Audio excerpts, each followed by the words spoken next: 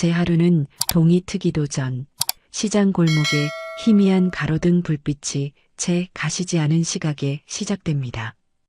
육중한 솥에 물을 받고 밤새 핏물을 뺀 사골과 잡뼈를 안쳐 끓이기 시작하면 그제야 제 하루가 제대로 굴러가는 것 같죠.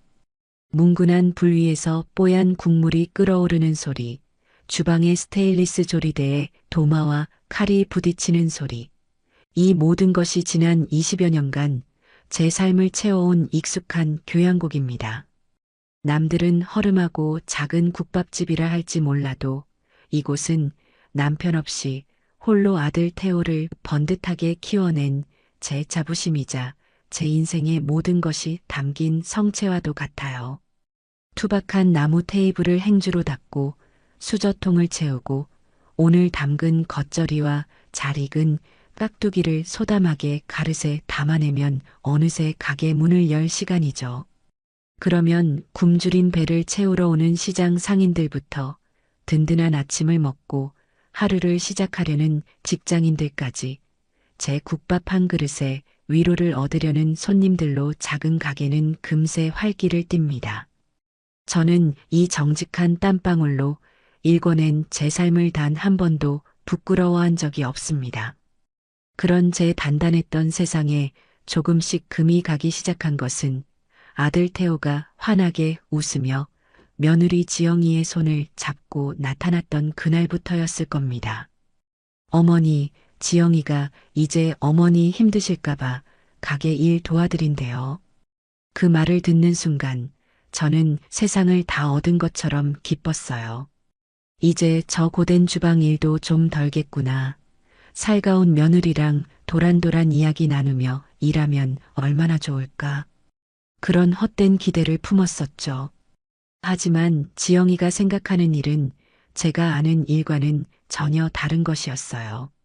지영이는 가장 정신없는 점심시간이 폭풍처럼 휩쓸고 지나간 뒤 오후 2시가 다 되어서야 가게의 모습을 드러냈습니다. 마치 백화점 쇼핑이라도 나온 사람처럼 머리부터 발끝까지 화사하게 꾸민 채로 말이죠. 가게 문을 열고 들어서는 순간 진한 국밥 냄새를 이기려는 듯 코를 찌르는 향수 냄새가 먼저 저를 맞이했습니다. 어머니, 저 왔어요. 어우, 아직도 손님이 있네요? 냄새는 여전하고. 그것이 보통 지영이의 첫인사였어요. 와서는 앞치마를 두르기는커녕 손님들 눈에 잘 띄는 홀을 어슬렁거리며 빗물 주전자를 채우는 척 이미 깨끗한 테이블을 마른 행주로 훔치는 척하는 게 전부였죠.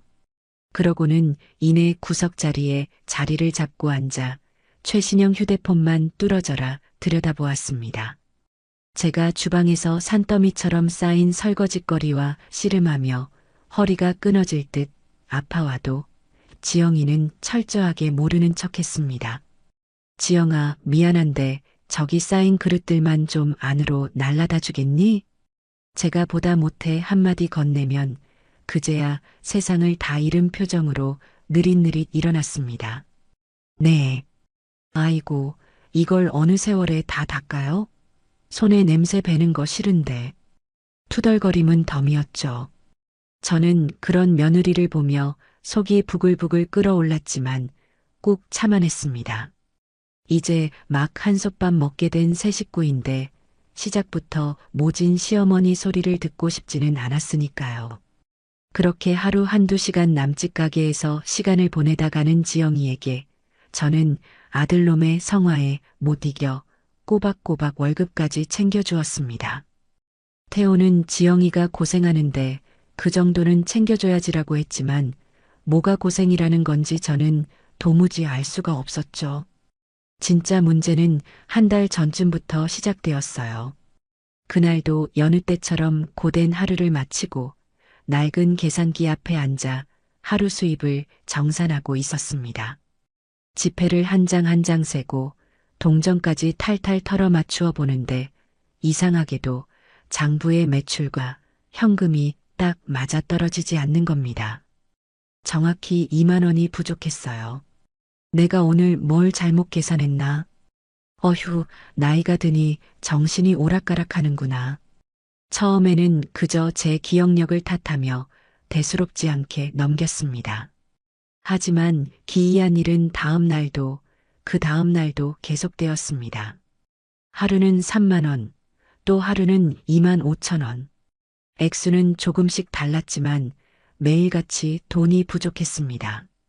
제 평생 장사하면서 단 한 번도 겪어보지 못한 일이었어요.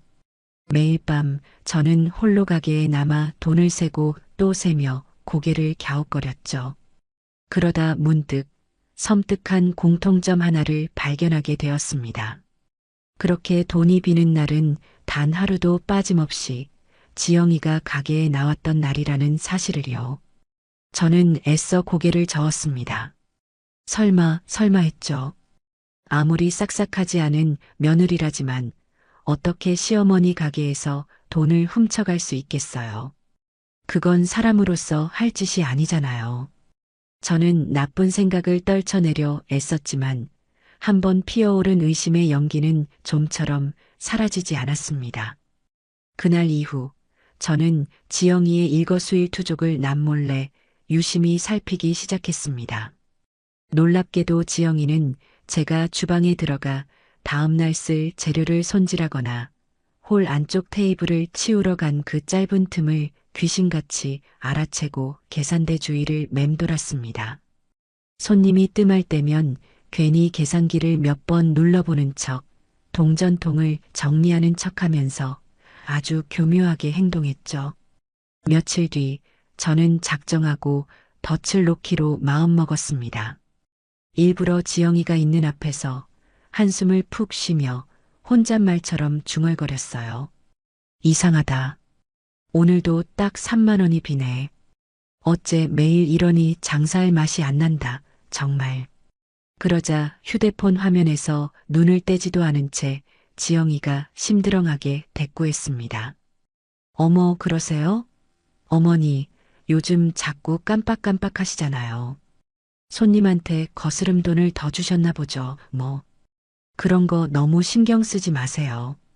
스트레스 받으면 늙어요.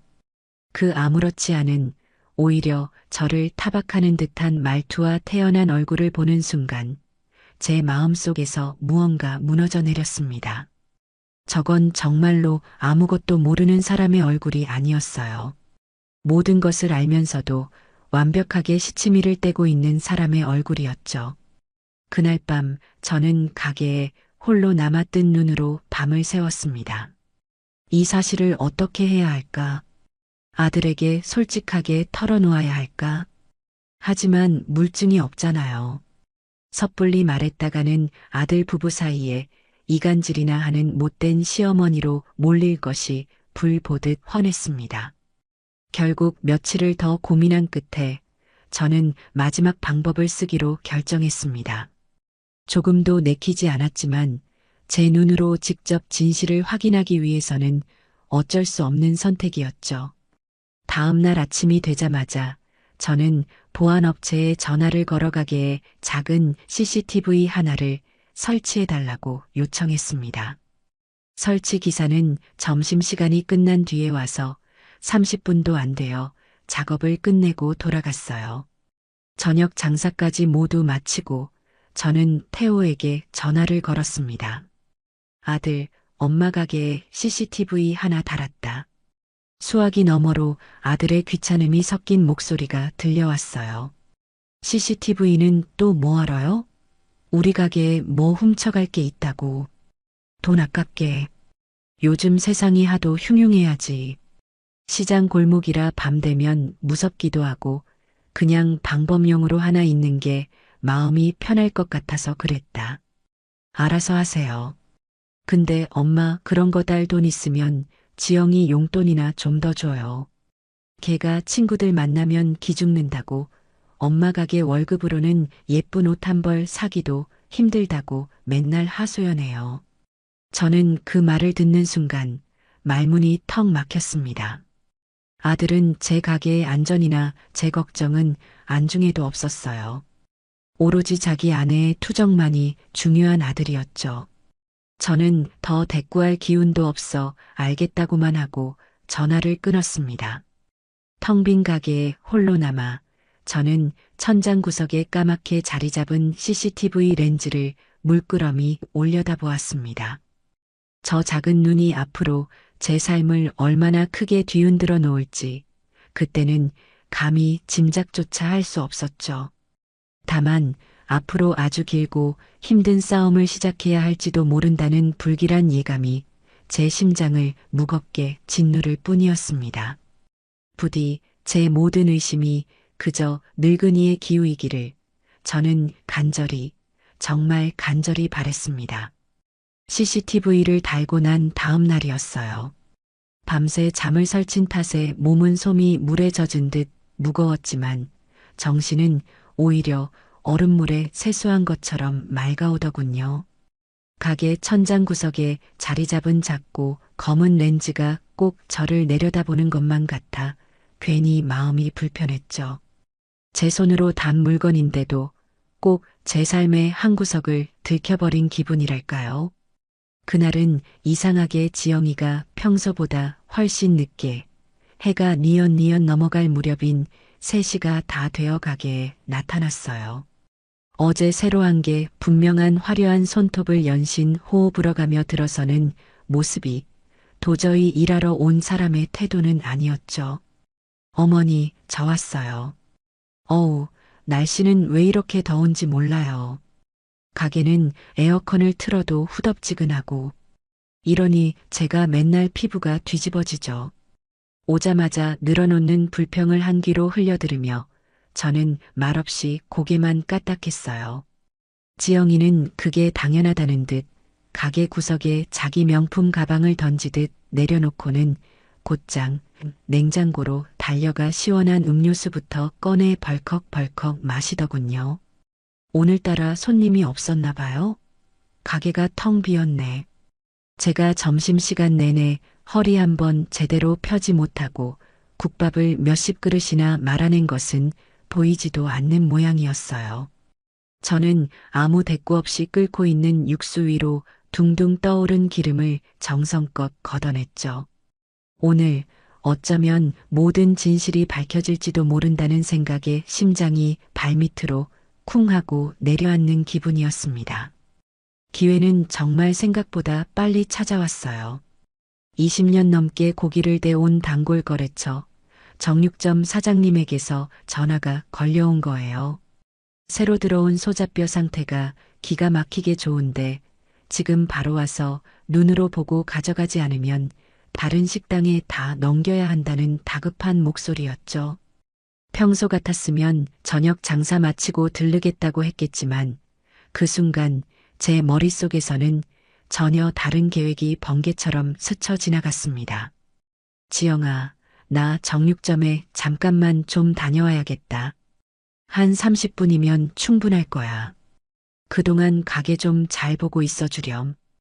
혹시 손님 오시면 국밥은 아직 준비 안 됐다고 하고 시원한 물이라도 좀 챙겨드리고. 네, 지금 어딜 가신다고요?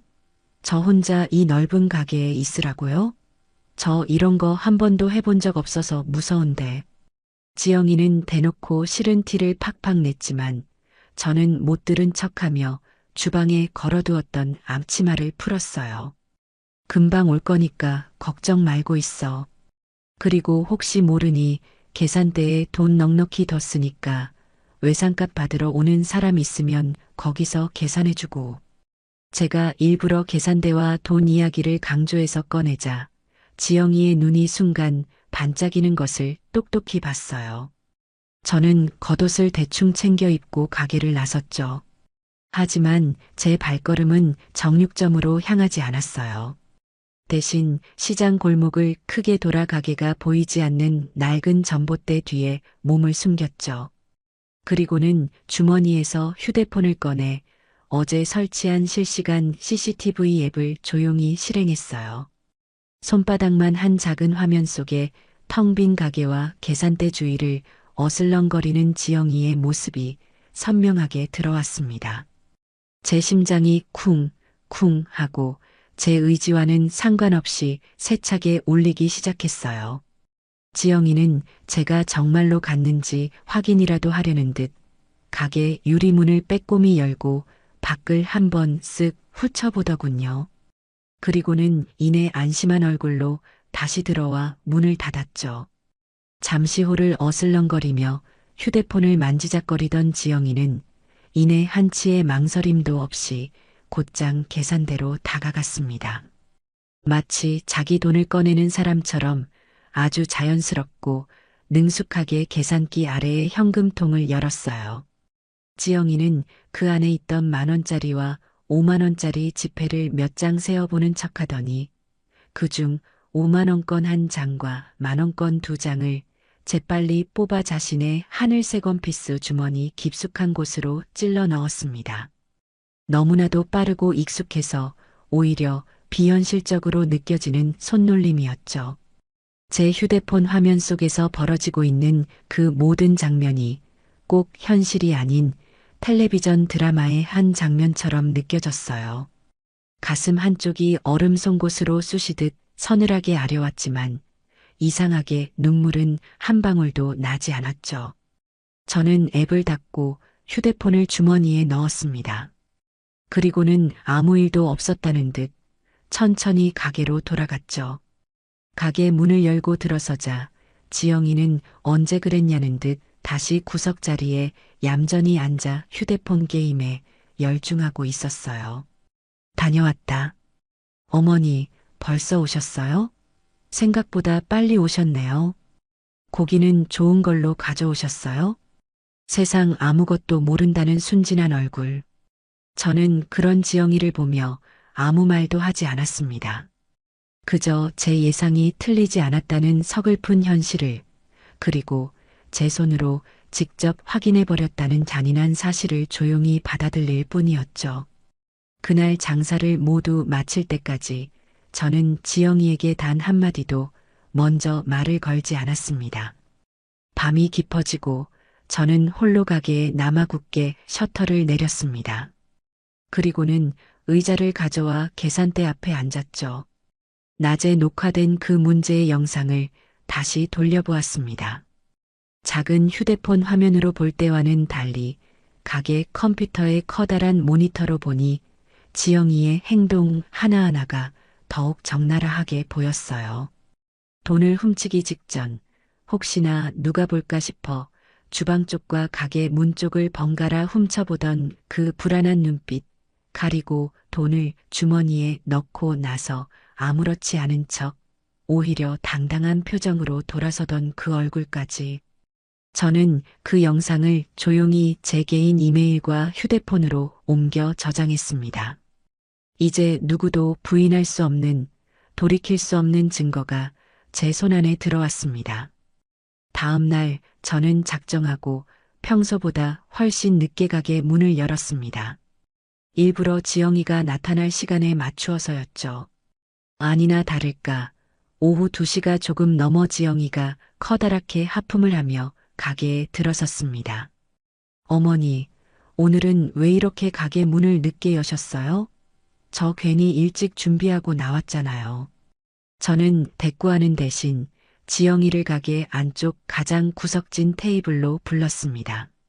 지영아, 이리 와서 잠깐만 앉아보렴. 너한테 꼭 보여줄 게 있어서 그런다. 제 목소리가 평소와는 다르게 낮고 차갑다는 것을 느꼈는지 지영이는 의아한 표정을 지으며 제 맞은편 의자에 털썩 앉았습니다. 저는 더 이상 아무 말 없이 어제 녹화해둔 그 영상을 지영이의 눈앞에서 소리 없이 재생시켰어요. 화면 속에서 자기 자신이, 그것도 아주 능숙하게 돈을 훔치는 장면을 본 지영이의 얼굴은 순식간에 새하얗게 질려버렸죠. 당황한 듯 입술을 잘근거리며 어쩔 줄 몰라 하던 것도 잠시 지영이의 눈빛이 순식간에 독하게 돌변하더군요. 갑자기 지영이는 테이블을 손으로 쾅 하고 내리치며 자리에서 벌떡 일어났습니다. 어머니, 지금 저를 의심하시는 거예요? 이런 걸 몰래 설치해서 저를 다 감시하고 계셨어요? 이거 엄연한 사생활 침해인 거 모르세요? 적반하장도 이런 적반하장이 없었죠. 저는 자리에서 일어나지 않은 채 차분한 목소리로 말했어요. 감시가 아니라 확인이란다. 이게 대체 어떻게 된 일인지 네 입으로 직접 설명을 좀 들어봐야겠다. 그러자 지영이는 기다렸다는 듯이 눈에 수도꼭지라도 단 것처럼 눈물을 뚝뚝 흘리기 시작했습니다. 세상에서 가장 억울한 사람이 된 것처럼 서럽게 목 놓아 울기 시작하는 모습이 꼭 전문 배우 같았죠. 어머니, 정말 너무하세요. 제가 잠깐 급한 일이 생겨서 돈이 필요해서 빌린 거예요. 나중에 조용히 다시 채워 넣으려고 했다고요. 그런데 고작 이 돈 몇 푼 없어진 것 때문에 저를 이렇게 범죄자 취급하고 도둑으로 몰아가세요? 제가 시집 온 이후로 어머니한테 그렇게 미운 털이 박히셨어요? 빌렸다는 그 뻔뻔하기 짝이 없는 거짓말에 저는 기가 막혀 헛웃음이 절로 나왔어요. 지영아, 지난 한 달 동안 거의 매일같이 가게 돈이 비었다. 그럼 그것도 전부 네가 급한 일이 있어서 빌려간 것이니? 제 날카로운 추궁에 더 이상 할 말이 막혔는지 지영이는 더 크게 울부짖기 시작했습니다. 됐어요. 어머니랑은 더 이상 말이 안 통하네요. 저 이렇게 의심받으면서는 이 집 며느리 노릇 더러워서 못 해먹겠어요. 지영이는 그대로 자기 가방을 낚아채듯 챙겨들고는 가게를 뛰쳐나갔습니다. 저는 그런 며느리의 뒷모습을 붙잡지 않았죠. 잠시 후 제 휴대폰이 마치 발작이라도 하듯 미친 듯이 울리기 시작했습니다. 화면에는 내 아들이라는 이제는 너무나도 낯설게 느껴지는 이름이 떠 있었죠. 저는 길게 심호흡을 한번 하고 조용히 통화 버튼을 눌렀습니다. 수화기 너머로 이성을 완전히 잃어버린 아들의 고함이 제 귀를 후벼 팠습니다. 엄마, 지영이한테 대체 무슨 짓을 한 거예요? 지금 애가 억울해서 죽겠다고 울고불고 난리가 났어요. 엄마가 당장 지영이한테 사과하세요. 저는 그저 기계처럼 조용히 대답했어요. 태호야, 일단 흥분부터 가라앉히고 가게로 좀 오렴. 와서 직접 네 눈으로 모든 걸 확인하고 나서 다시 이야기하자. 하지만 아들은 제 말을 들을 생각조차 없어 보였습니다. 확인은 뭘 확인해요? 엄마가 또 우리 착한 지영이 구박하고 못살게 군 게 불보듯 뻔한데 엄마는 대체 왜 그렇게 지영이를 못 잡아먹어서 안달이 나신 거냐고요? 제가 당장 그리로 갈 테니까 엄마는 우리 지영이한테 무릎 꿇고 사과할 준비나 단단히 하고 계세요. 전화는 그렇게 일방적으로 끊겼습니다. 저는 쿵쾅거리는 가슴을 애써 진정시키며 잠시 후 들이닥칠 아들을 기다렸죠. 이제 정말 이 지긋지긋한 연극을 끝내야 할 시간이 바로 눈앞까지 다가오고 있었습니다. 태호가 가게에 도착하기까지는 30분도 채 걸리지 않았어요. 가게 문이 부서져라 열리고 성난 황소처럼 씩씩거리며 들어서는 아들의 얼굴은 분노로 시뻘겋게 달아올라 있었죠. 저는 태호가 장가가기 전까지 단 한 번도 저에게 저런 험악한 표정을 보인 적이 없는 아들이라고 기억해요. 하지만 지금 제 앞에 서 있는 저 남자는 더 이상 제 아들이 아니라 오로지 문지영의 남편일 뿐이었죠. 엄마, 여기가 어디라고 지영이를 울려서 내보내요. 애가 너무 놀라서 길에서 쓰러지기라도 하면 어쩔 뻔했어요. 아들은 가게에 들어오자마자 제게 삿대질부터 하며 언성을 높였습니다. 저는 자초지종을 설명할 아주 작은 기회조차 얻지 못했죠. 태호야, 일단 좀 앉아서 차분하게 이야기 좀. 앉기는 어딜 앉아요. 지금 우리 지영이가 억울하고 분해서 밥도 못 넘기고 있는데 엄마는 지금 저녁 장사할 생각에 신나셨어요? 기가 막히고 코가 막혔어요.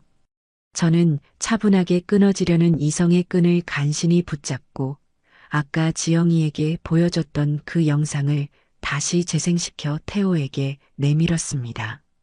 아들, 다른 말 다 필요 없고 일단 이것부터 좀 보렴. 이걸 보고 나서 다시 이야기하자. 하지만 태호는 제 휴대폰 화면을 쳐다보려고도 하지 않았습니다. 오히려 벌레라도 보는 듯한 표정으로 제 손을 아주 거칠게 탁 쳐냈죠. 제 손에서 미끄러진 휴대폰이 타일 바닥으로 떨어지며 텅하는 둔탁한 소리를 냈습니다. 이딴 거 볼 필요 없어요. 안 봐도 뻔하잖아요. 엄마가 우리 지영이 못살게 구는 장면이라도 교묘하게 편집해서 만들어 놓으셨어요? 엄마, 저한테 정말 실망이에요. 어떻게 한 가족이 된 사람을 그렇게 못 믿으세요? 못 믿는 게 아니라 이게 사실이니까. 사실은 무슨 놈의 사실. 엄마가 평소에 지영이한테 얼마나 모질게 대하고 사사건건 닥달했으면 애가 오죽했겠냐고요. 가게에서 돈 몇 푼 사라졌으면 엄마가 그냥 모르는 척 채워넣으면 그만이지. 그걸 굳이 애를 잡아서 돈내 망신을 줘야 했어요? 아들의 입에서 쏟아져 나오는 말들은 날카로운 유리 조각이 되어 제 심장에 하나하나 박히는 것 같았어요. 아, 내 아들놈은 이미 정상이 아니구나. 저 여자의 거짓 눈물에 눈이 멀고 귀가 멀어 눈앞에 진실을 볼 생각조차 없는 거구나. 저는 바닥에 나뒹구는 휴대폰을 주워들 생각도 하지 못한 채 그저 제 아들의 얼굴을 멍하니 바라보았습니다. 제 침묵을 긍정의 의미로 받아들인 건지 태호는 더욱 기세등등하게 저를 몰아세웠어요. 왜 아무 말이 없으세요? 이제 와서 좀 미안한 마음이 드세요? 우리 지영이 겉으로는 강한 척해도 속은 엄청 여려서 상처 한 번 받으면 정말 오래가는 애란 말이에요. 엄마 때문에 우리 애한테 무슨 문제라도 생기면 제가 엄마 절대로 용서 못할 줄 아세요. 우리 애라니요. 마치 제가 자기 아내를 잡아먹으려는 호랑이 시어머니라도 되는 것처럼 말하는 아들의 모습에 마지막까지 남아있던 아주 작은 정마저 산산조각 나는 기분이었습니다. 저는 마지막으로, 정말 마지막으로 아주 작은 기대를 걸고 아들에게 물었어요. 태호야, 그래서 너는 지금 네 엄마 말은 단 한마디도 들어보지 않고 무조건 네 아내의 눈물 섞인 말만 믿겠다는 거니? 그 질문에 태호는 1초의 망설임도 없이 오히려 당연하다는 듯이 대답했습니다. 당연하죠. 제가 죽도록 사랑해서 결혼한 제 아내잖아요. 엄마는 평생을 같이 살아온 가족이고 지영이는 제가 이제부터 평생을 책임지고 지켜줘야 할 여자라고요. 그 말을 듣는 순간 저는 모든 것을 포기했어요. 더 이상의 대화는 아무런 의미가 없었죠. 태호는 이내 제게 최후 통첩이라도 하듯 말했습니다. 제 아내를 울리는 사람은 그게 엄마라고 해도 저는 용서 못해요. 당장 지영이한테 가서 무릎 꿇고 진심으로 사과하세요. 만약 그렇게 못하시겠다면 저도 다시는 엄마 얼굴 볼 생각 없습니다. 저는 그 가짜는 협박에 아무런 대답도 하지 않았습니다. 그저 제 배 아파 낳은 저 어리석고 가여운 아들을 조용히 바라볼 뿐이었죠. 제 침묵에 더욱 화가 머리끝까지 치민 것일까요? 이성을 완전히 상실해버린 태호는 갑자기 제 앞으로 성큼 다가서더니 다짜고짜 오른손을 높이 들어 올렸습니다.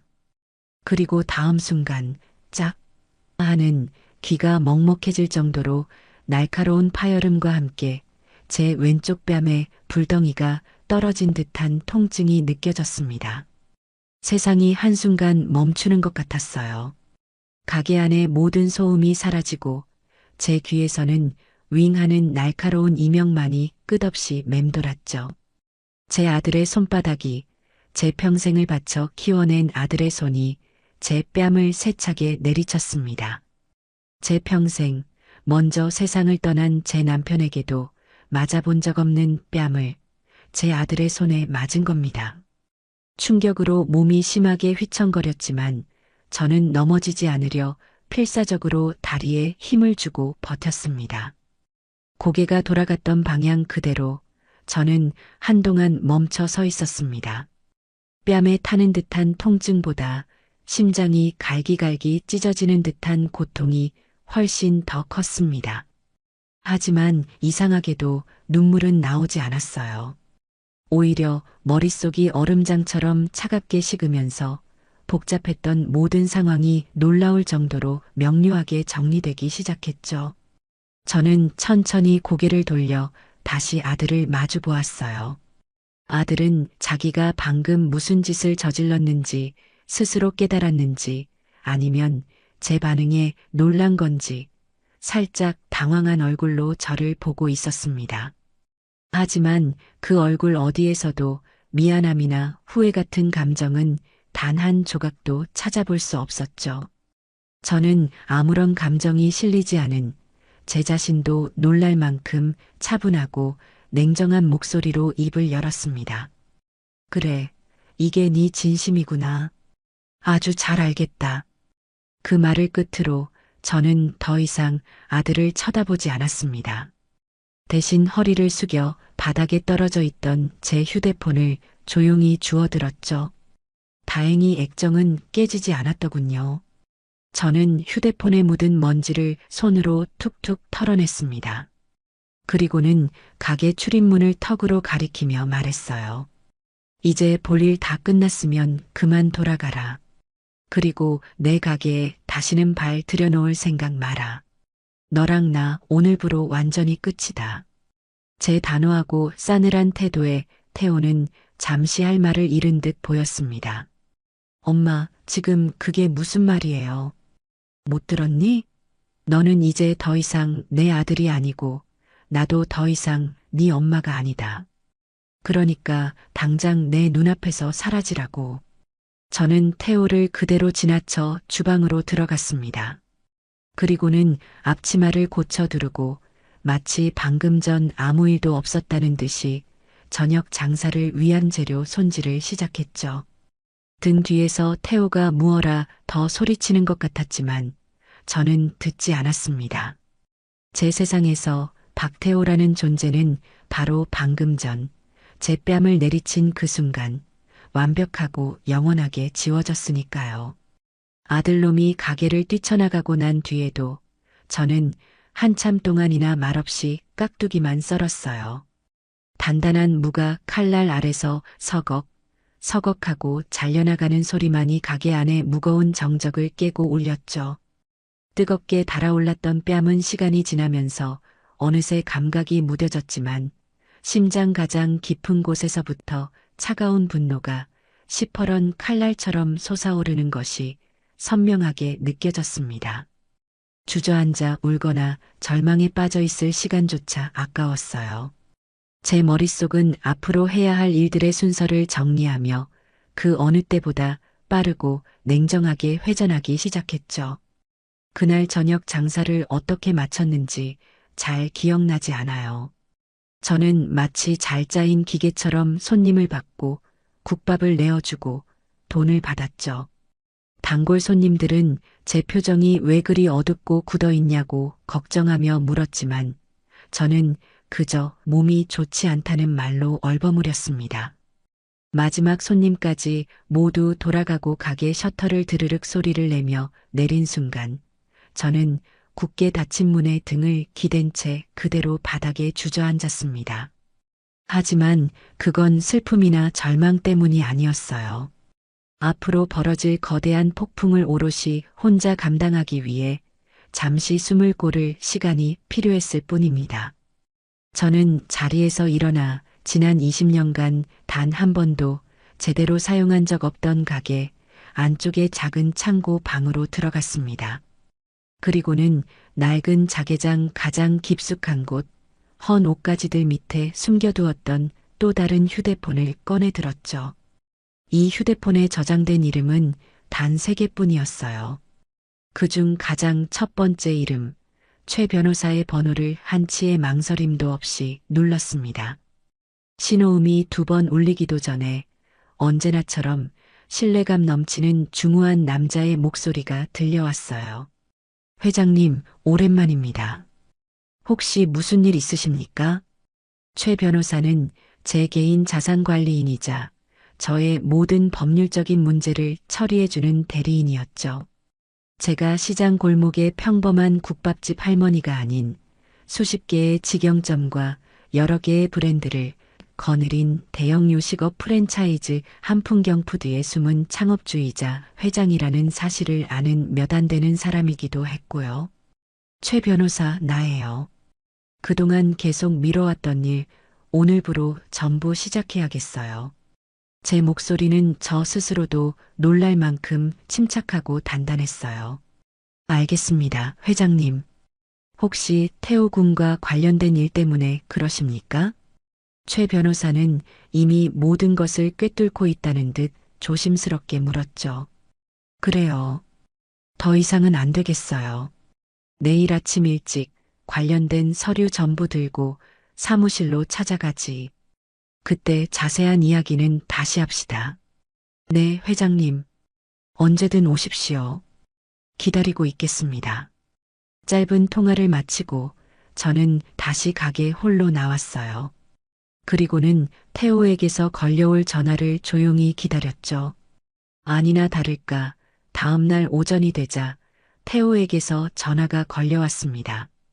제가 먼저 연락해서 빌 줄 알았는데 아무런 소식이 없으니 제 풀에 궁금해지고 초조해진 모양이었죠. 엄마, 어제는 제가 좀 너무 흥분해서 실수했어요. 그러니까 엄마도 이제 그만 화 풀고 지영이한테 가서 정식으로 사과하고 좋게 끝내세요. 자꾸 이렇게 일 크게 만들지 말고요. 수화기 너머로 들려오는 아들의 목소리에는 자신의 잘못에 대한 반성이나 죄책감은 단 한 톨도 담겨 있지 않았습니다. 오히려 이 모든 사태의 책임을 제게 떠넘기며 저를 가르치려 드는 그 오만한 태도에 실소가 터져 나왔죠. 제가 자기 아내에게 사과를 해야 이 모든 일이 해결된다고 굳게 믿고 있는 저 어리석음. 생각 좀 해보겠다. 저는 그 말만 차갑게 남기고 전화를 끊어버렸습니다. 더 이상 저놈의 목소리를 듣고 있을 이유도 가치도 없었으니까요. 저는 가게 문에 개인 사정으로 금일 하루 쉽니다라는 팻말을 큼지막하게 써서 걸어 잠그고 곧바로 택시를 잡아타고 시내 중심가에 있는 제 주거래 은행의 VIP 지점으로 향했습니다. 그리고는 제 개인 금고를 열었죠. 번쩍이는 금괴나 현금 다발 대신 그 안에는 지난 수십 년간 제가 피와 땀을 흘려 이룩한 모든 것의 증거들이 차곡차곡 잠들어 있었습니다. 가장 먼저 꺼내든 것은 태호 부부가 지금 살고 있는 강남의 최고급 주상복합 아파트 등기부등본이었어요. 태호는 제가 그 집을 큰맘 먹고 사줬다고 알고 있지만 사실 그 아파트의 진짜 소유주는 제 개인 명의가 아닌 제 회사 한풍경푸드의 법인 명의로 되어 있었죠. 태호는 그저 회사에서 복지 차원으로 제공하는 사택에 월세 한 푼 내지 않고 편하게 살고 있었을 뿐입니다.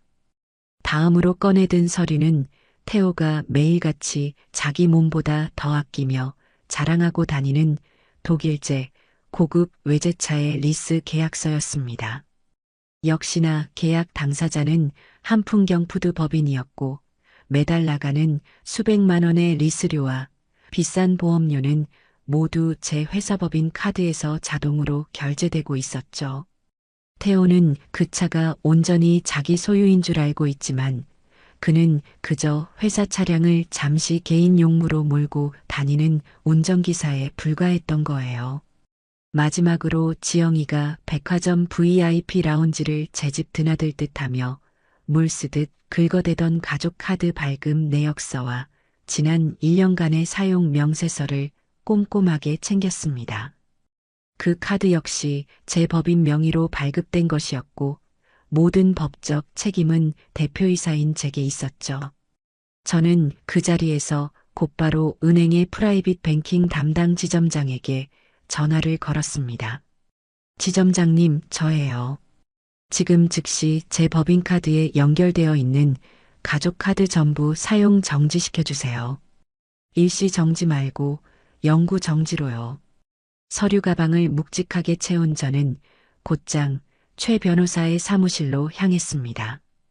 거대한 통유리창 너머로 도시의 화려한 전경이 한눈에 내려다 보이는 펜트하우스 사무실에서 최 변호사는 이미 모든 준비를 마친 채 저를 기다리고 있었죠. 회장님 오셨습니까? 저는 가방에서 서류 뭉치들을 꺼내 그의 넓은 원목 테이블 위에 펼쳐 놓았어요. 그리고 어제 있었던 모든 일을 제 뺨에 희미하게 남은 손자국까지 포함하여 아주 담담하고 객관적으로 설명했죠. 제 이야기를 듣는 내내 굳은 표정을 유지하던 최 변호사는 모든 설명이 끝나자 깊은 한숨을 내쉬며 말했습니다. 결국 회장님께서 가장 우려하시던 일이 현실이 되었군요. 그래서 앞으로 어떻게 진행하기를 원하십니까? 저는 창밖의 높은 빌딩 숲을 바라보며 대답했어요. 가장 먼저 저 아파트에서 두 사람을 당장 끌어내야겠어요. 법적으로 우리가 취할 수 있는 가장 빠르고 확실한 방법으로 진행해 주세요. 오늘 당장 내용 증명부터 보내시죠. 알겠습니다. 퇴거에 불응할 시에는 곧바로 명도 소송으로 전환하여 처리하겠습니다. 그리고 저 차, 리스 계약 당장 해지하고 내일이라도 바로 회수 조치하세요. 계약 파기에 따른 위약금은 우리가 전부 물면 되니까요. 네. 지금 바로 리스사에 연락해서 그렇게 처리하겠습니다. 마지막으로 박태호 과장이 다니는 회사. 거기가 3년 전에 우리가 인수한 IT 자회사 중 하나 맞죠? 최 변호사는 제 말에 조용히 고개를 끄덕였어요. 네, 맞습니다, 회장님. 저는 차가운 목소리로 마지막 지시를 내렸습니다. 그 회사 윤리감사팀에 정식으로 제보하세요. 박태호 과장의 가족 간 금전 문제 및 부적절한 처신으로 인한 기업 이미지 실추 우려에 대한 내용으로요. 발신인은 최 변호사 당신의 법무법인 명의로 하고요. 증거 자료는 내각의 CCTV 영상 파일이면 충분하겠지. 최 변호사는 제 말에 잠시 놀란 듯 했지만 이내 모든 것을 결심한 제 눈빛을 보고는 더 이상 아무것도 묻지 않고 말없이 고개를 끄덕였습니다. 이제 모든 주사위는 던져졌어요. 제 손으로 제 아들을 심판해야 하는 이 기가 막히고 서글픈 상황. 하지만 저는 조금도 후회하지 않아요. 이건 단순한 복수가 아니에요. 썩어 문드러진 부분을 도려내고 잘못된 것을 바로잡는 과정일 뿐입니다. 제국을 힘들게 세우는 것보다 그것을 올바르게 지켜내는 것이 몇 배는 더 어렵다는 말을 저는 지금 이 순간 제 온몸으로 뼈저리게 실감하고 있었습니다. 최 변호사의 사무실에서 나온 제 발걸음은 이상할 정도로 가벼웠어요.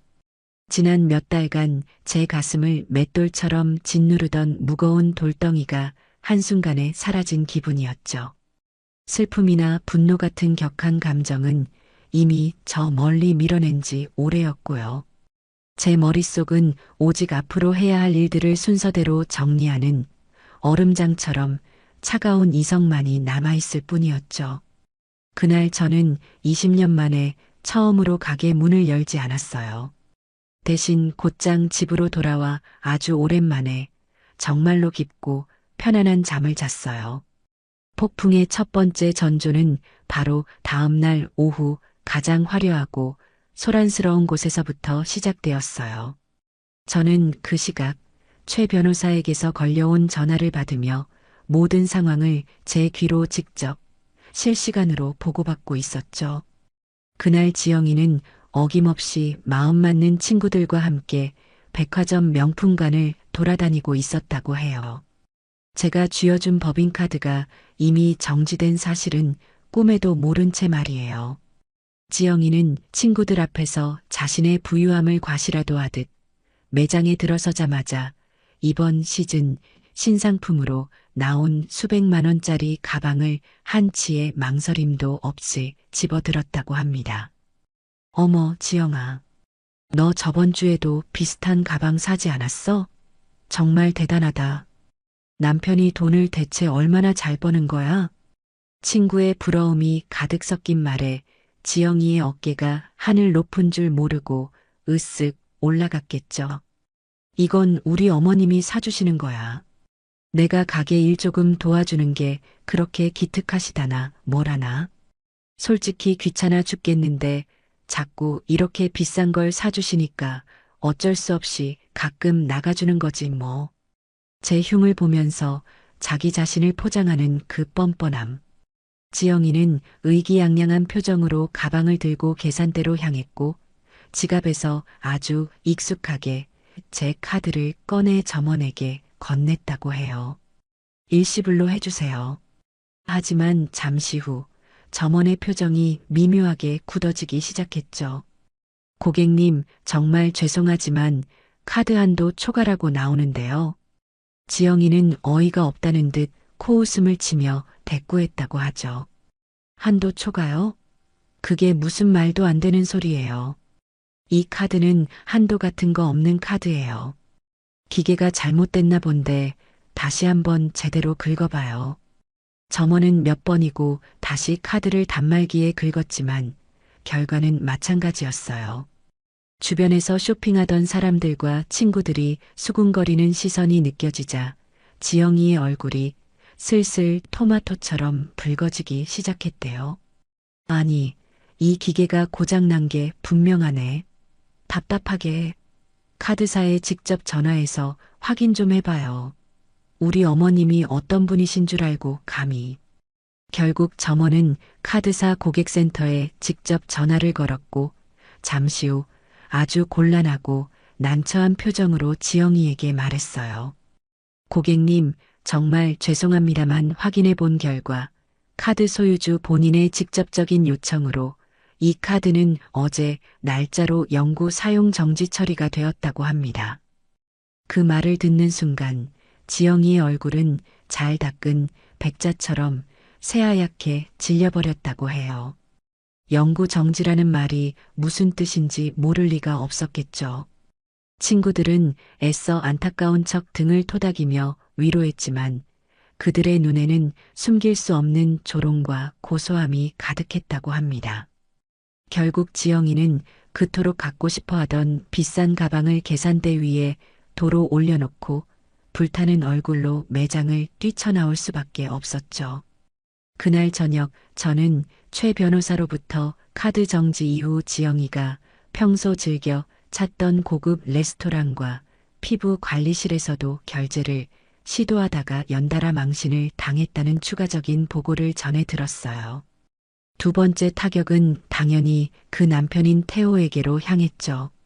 그 시각 태호는 회사에서 중요한 프레젠테이션을 아주 성공적으로 막 끝내고 한껏 자신감에 찬 얼굴로 퇴근 준비를 하고 있었을 거예요.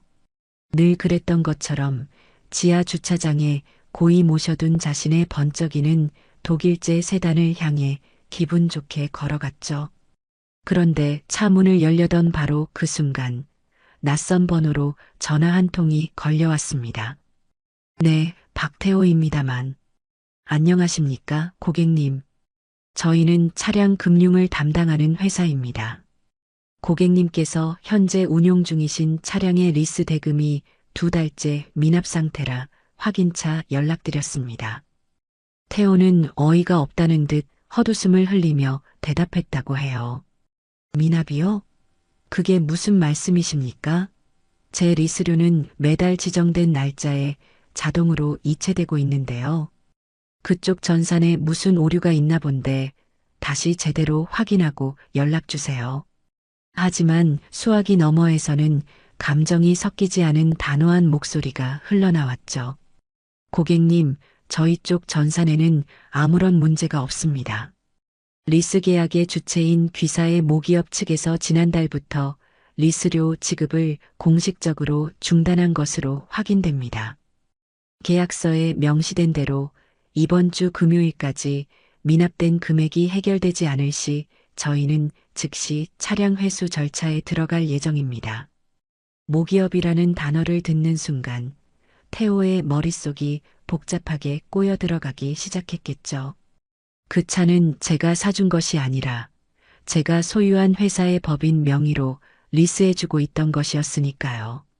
태호는 당황해서 언성을 높이며 따져 물었지만 금융사 직원은 기계처럼 같은 말만 반복할 뿐이었어요. 결국 태호는 그날 자신의 분신처럼 아끼던 차를 주차장에 그대로 세워두고 평생 타본 적 없는 찝찝한 기분으로 만원 버스에 몸을 싣고 퇴근해야만 했죠. 그가 그토록 자랑스러워하던 에마가 사실은 자기 것이 아니었다는 사실을 어렴풋이 그리고 아주 불길하게 깨닫기 시작하면서요. 그날 밤 태호 부부의 집은 그야말로 얼음장 같은 전쟁터였을 겁니다. 지영이는 백화점에서 당한 망신에 대한 분풀이를 온전히 태호에게 해댔을 거고 태호는 영문도 모를 리스료 미납 문제로 머리가 터질 지경이었겠죠. 서로에게 책임을 떠넘기며 삿대질을 하고 있을 바로 그 순간 그들의 불행에 마침표를 찍을 마지막 한 방이 날아들었습니다. 딩동. 아파트 인터폰이 울렸고 관리사무소라는 차분한 안내 멘트가 흘러나왔어요. 박태호님 댁 맞으십니까? 잠시 안내 말씀드립니다. 다음 달부터는 월세 및 관리비 납부 계좌가 변경될 예정이니 착오 없으시길 바랍니다. 새로운 임대인 측 법무법인에서 조만간 정식으로 관련 안내문을 우편으로 발송할 예정이라고 합니다. 월세 그리고 임대인이라는 단어를 듣는 순간 두 사람은 잠시 말을 잃고 서로의 얼굴만 쳐다보았을 겁니다. 그들은 자기들이 사는 이 최고급 주상복합 아파트가 당연히 제 명의로 된 자가인 줄로만 철석같이 믿고 있었을 테니까요. 하지만 현실은 전혀 달랐죠. 그 집은 월세였고 그 비싼 월세를 지난 몇 년간 군소리 없이 꼬박꼬박 내주고 있던 진짜 집주인은 바로 저였던 거예요. 이제 그 임대차 계약마저 곧 끝날 것이라는 냉정한 통보였어요. 지영이는 아마 그 자리에서 그대로 주저앉아 절규했을 겁니다. 태호는 망연자실한 얼굴로 넓은 거실을 의미 없이 서성였겠죠. 카드, 자동차, 그리고 집까지. 자신들이 당연하게 누리던 모든 것들이 사실은 모래 위에 지은 성처럼 허망하고 위태로운 것이었다는 사실을, 그리고 그 모든 것의 손잡이를 제가 단단히 쥐고 있었다는 사실을 그제야 뼈저리게 아주 고통스럽게 깨닫기 시작했을 거예요. 하지만 그건 아직 시작에 불과했죠. 돈줄을 끊는 것은 제가 그들을 위해 준비한 아주 차가운 전체 요리일 뿐이었으니까요. 경제적인 압박이 그 두 사람의 숨통을 서서히 조여오기 시작했다면 제가 준비한 다음 단계는 그들이 돈보다 어쩌면 목숨보다 더 중요하게 생각하던 사회적인 체면과 거짓된 평판을 송두리째 무너뜨리는 것이었어요. 저는 그들이 스스로 정성껏 쌓아 올린 그 허영의 성을 다른 누구도 아닌 바로 그들 자신의 손으로 처참하게 무너뜨리게 만들고 싶었죠. 이 모든 계획 역시 최 변호사의 유능하기 짝이 없는 팀을 통해 한치의 오차도 없이 아주 은밀하고 신속하게 진행되었어요. 첫 번째 목표는 당연히 며느리 지영이었죠. 지영이는 하루의 절반 이상을 휴대폰에 콜을 받고 온라인 커뮤니티와 SNS에 매달려 사는 사람이었어요. 특히나 아이를 둔 그 지역의 엄마들이 모여 온갖 정보를 공유하는 맘카페에서는 나름대로 상당한 영향력을 가진 유명 인사로 통한다고 들었어요. 시도 때도 없이 고가의 유모차와 명품 아기 옷들을 자랑하고 남편과 시어머니의 재력을 은근히 과시하며 다른 회원들의 부러움과 질투를 사는 것이 그녀 인생의 유일한 낙이었으니까요. 바로 그곳이 지영이를 심판할 가장 완벽하고 효과적인 무대였습니다. 어느 날 저녁 수만 명의 회원이 활동하는 그 맘카페의 자유 게시판에 익명의 글 하나가 조용히 하지만 아주 의미심장하게 올라왔습니다. 제목 정말 기가 막히고 화가 나서 말이 안 나오네요. 저희 가게에서 실제로 일어난 일입니다.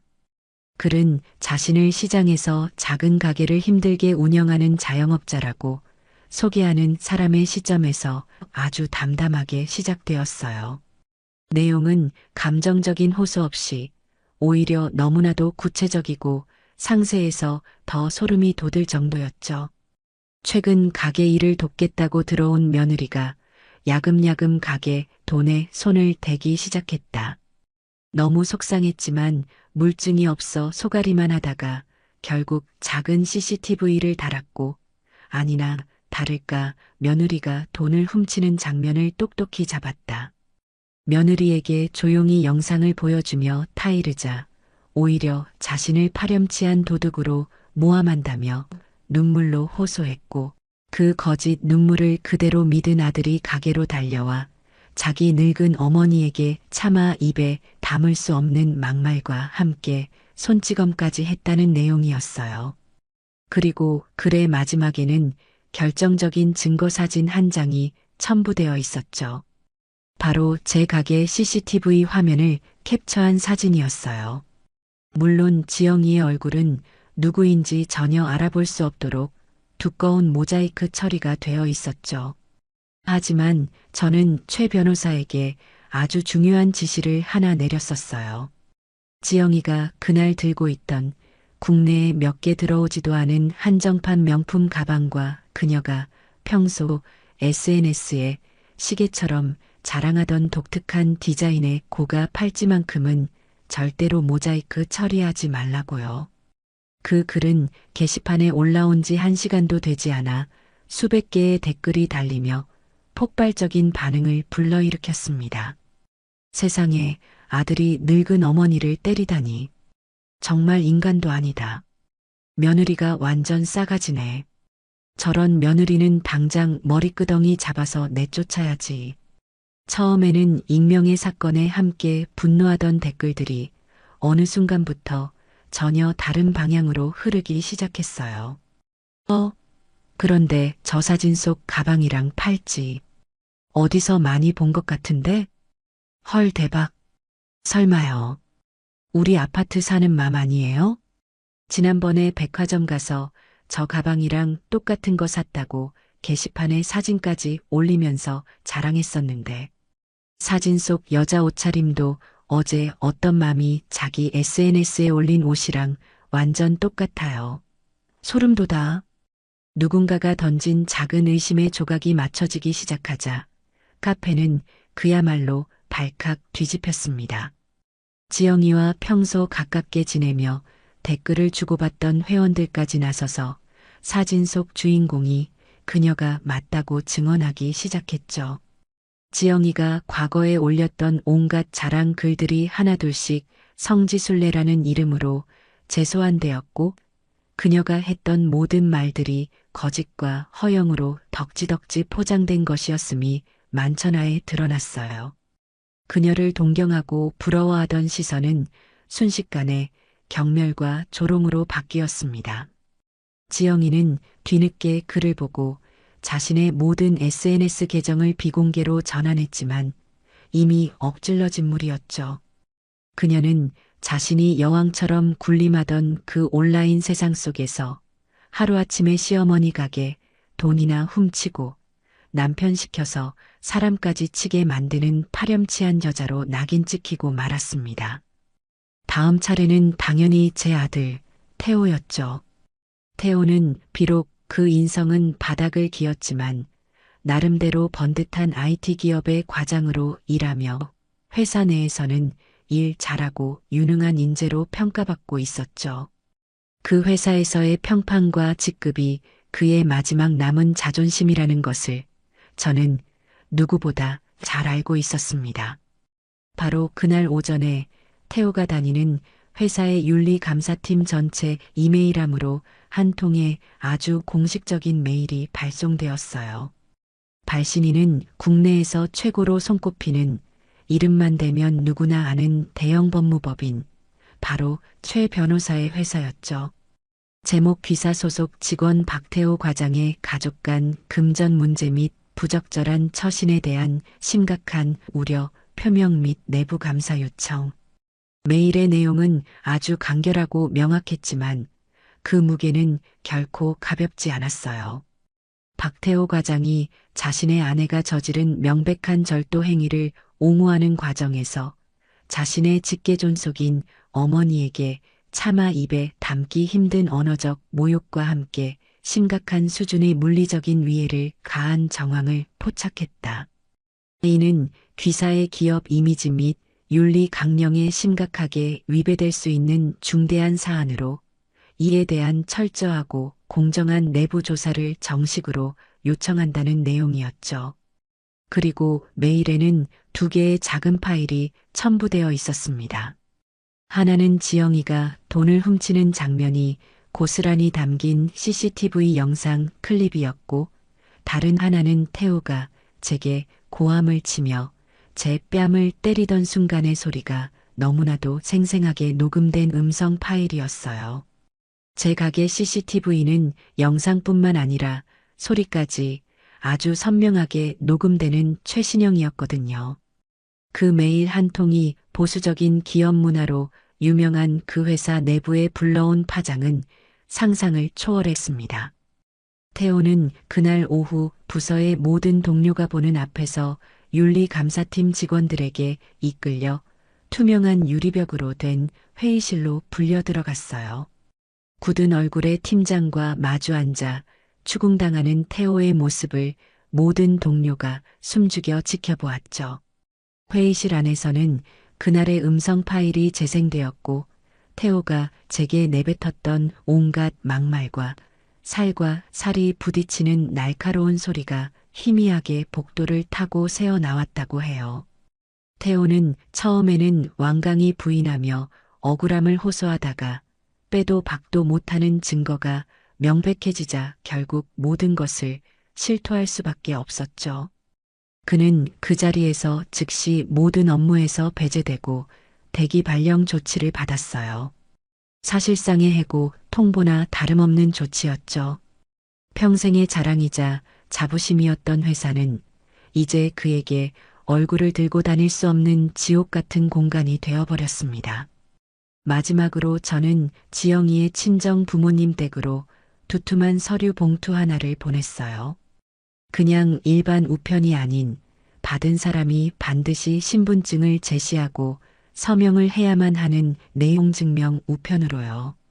그 봉투 안에는 최 변호사의 법무법인 직인이 선명하게 찍힌 아주 차가운 공식 문서가 들어 있었죠. 제목귀 댁의 자녀 문지영 씨의 상습 절도 행위에 대한 피해, 원금 및 정신적 피해 보상 청구를 위한 사전 고지서. 문서에는 지영이가 지난 한 달간 제 가게에서 훔쳐간 돈의 액수를 날짜별로 꼼꼼하게 정리한 내역과 함께 그로 인해 제가 입은 말할 수 없는 정신적 충격에 대한 위자료를 청구할 것이며 만약 일주일 내로 합의 의사를 공식적으로 밝히지 않을 시 즉시 민형사상 소송을 동시에 진행하겠다는 내용이 담겨 있었어요. 하나뿐인 딸이 좋은 곳에 시집가서 호의호식하는 줄만 철석같이 믿고 있던 지영이의 부모님은 난데없이 날아온 절도와 소송이라는 단어에 하늘이 무너지는 듯한 충격을 받았을 겁니다.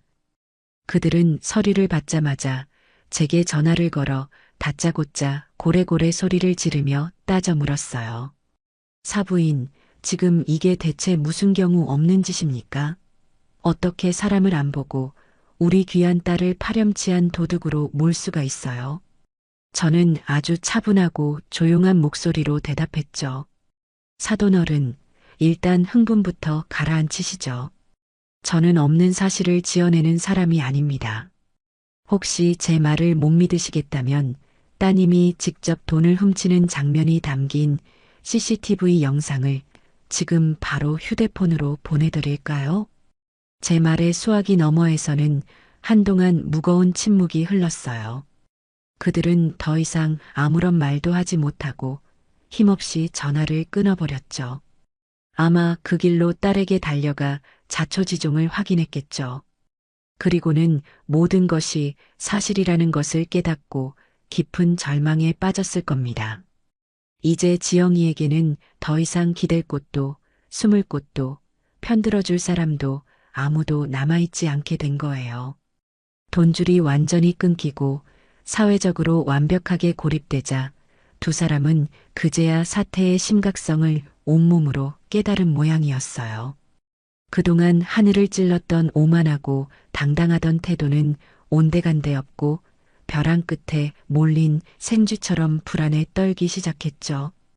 그들은 아마 며칠 밤낮으로 좁은 집안에서 서로에게 책임을 떠넘기며 맹렬하게 싸웠을 겁니다. 이게 다 너 때문이야. 라는 날카로운 고성이 그 텅 빈 아파트에 가득 울려 퍼졌겠죠. 결국 마지막 지푸라기라도 잡는 절박한 심정으로 그들은 이 모든 문제의 시작점인 저를 찾아왔습니다. 그날은 유난히 차가운 가을비가 추적추적 내리는 날이었어요. 며칠 밤낮을 제대로 못 잔 듯 엉망이 된 몰골의 태호와 지영이가 제 가게 앞에 나타났을 때 가게의 낡은 셔터는 굳게 내려져 있었죠. 셔터에는 내부 수리 관계로 당분간 휴업합니다라는 제가 직접 쓴 삐뚤빼뚤한 팻말이 붙어 있었고요. 두 사람은 닫힌 셔터를 마치 미친 사람처럼 주먹으로 쾅쾅 두드리며 제 이름을 절박하게 외쳤습니다. 엄마, 안에 계신 거 다 알아요. 제발 문 좀 열어보세요. 우리 얼굴 보고 이야기 좀 해요. 어머니, 제가 정말 다 잘못했어요. 제발 한 번만, 딱 한 번만 나와주세요. 네. 애원과 고함이 뒤섞인 그들의 목소리는 차가운 빗소리에 묻혀 처량하게 울렸습니다. 하지만 저는 당연히 그 가게 안에 없었죠. 저는 그 시각 가게 바로 건너편에 있는 제 소유의 5층짜리 빌딩, 가장 높은 층에 따뜻하고 아늑한 사무실 통유리창 안에서 비에 흠뻑 젖어 덜덜 떨고 있는 그 두 사람의 가여운 모습을 조용히 내려다보고 있었습니다. 한참 동안이나 닫힌 셔터를 두드리며 소란을 피우던 그들의 앞에 번쩍이는 검은색 대형 세단 한 대가 물보라를 일으키며 소리 없이 미끄러져 와 멈춰 섰습니다. 차에서 내린 사람은 고급스러운 맞춤 정장을 완벽하게 차려입은 최 변호사였어요. 그는 커다란 검은 우산도 없이 비를 맞고 있는 두 사람에게 천천히 다가가 정중하지만 그 무엇보다 단호한 목소리로 물었죠. 박태호 씨와 문지영 씨 되십니까? 갑작스럽게 나타난 낯선 남자의 등장에 두 사람은 경계심 가득한 눈으로 그를 쳐다보았어요. 누구신데요? 저는 박순자 회장님의 법률 대리인 최민준 변호사입니다. 회장님께서 두 분을 만나길 원하십니다. 하지만 여기 이런 곳에서는 아닙니다. 회장님이라는 생전 처음 들어보는 낯선 호칭의 태호와 지영이는 어리둥절한 표정을 지었습니다. 최 변호사는 더 이상 구차한 설명을 하지 않고 품 안에서 두툼한 서류 봉투 하나를 꺼내 두 사람에게 건넸어요. 그 안에는 아파트의 공식적인 퇴거 명령서와 차량 반납 최종 요구서, 그리고 그동안 제가 그들에게 지원했던 모든 내역과 그에 대한 부당이득 반환 청구 소송장이 차갑게 들어 있었죠. 아니, 이게 다 뭐예요? 태호가 거의 울먹이며 떨리는 목소리로 묻자 최 변호사는 아무런 감정도 실리지 않은 목소리로 대답했어요. 모든 것은 법이 정한 절차에 따라 공정하게 진행될 겁니다. 그것이 박순자 회장님의 뜻입니다. 바로 그때였어요. 두 사람이 비에 젖어 눅눅해진 서류를 들고 망연자실하게 서 있는 그들의 등 뒤로 가게 건너편 빌딩의 벽면을 가득 채운 거대한 옥의 전광판이 갑자기 세상을 다 밝힐 듯 환하게 켜졌습니다. 지금까지는 마치 죽은 것처럼 까맣게 꺼져 있던 전광판이었죠.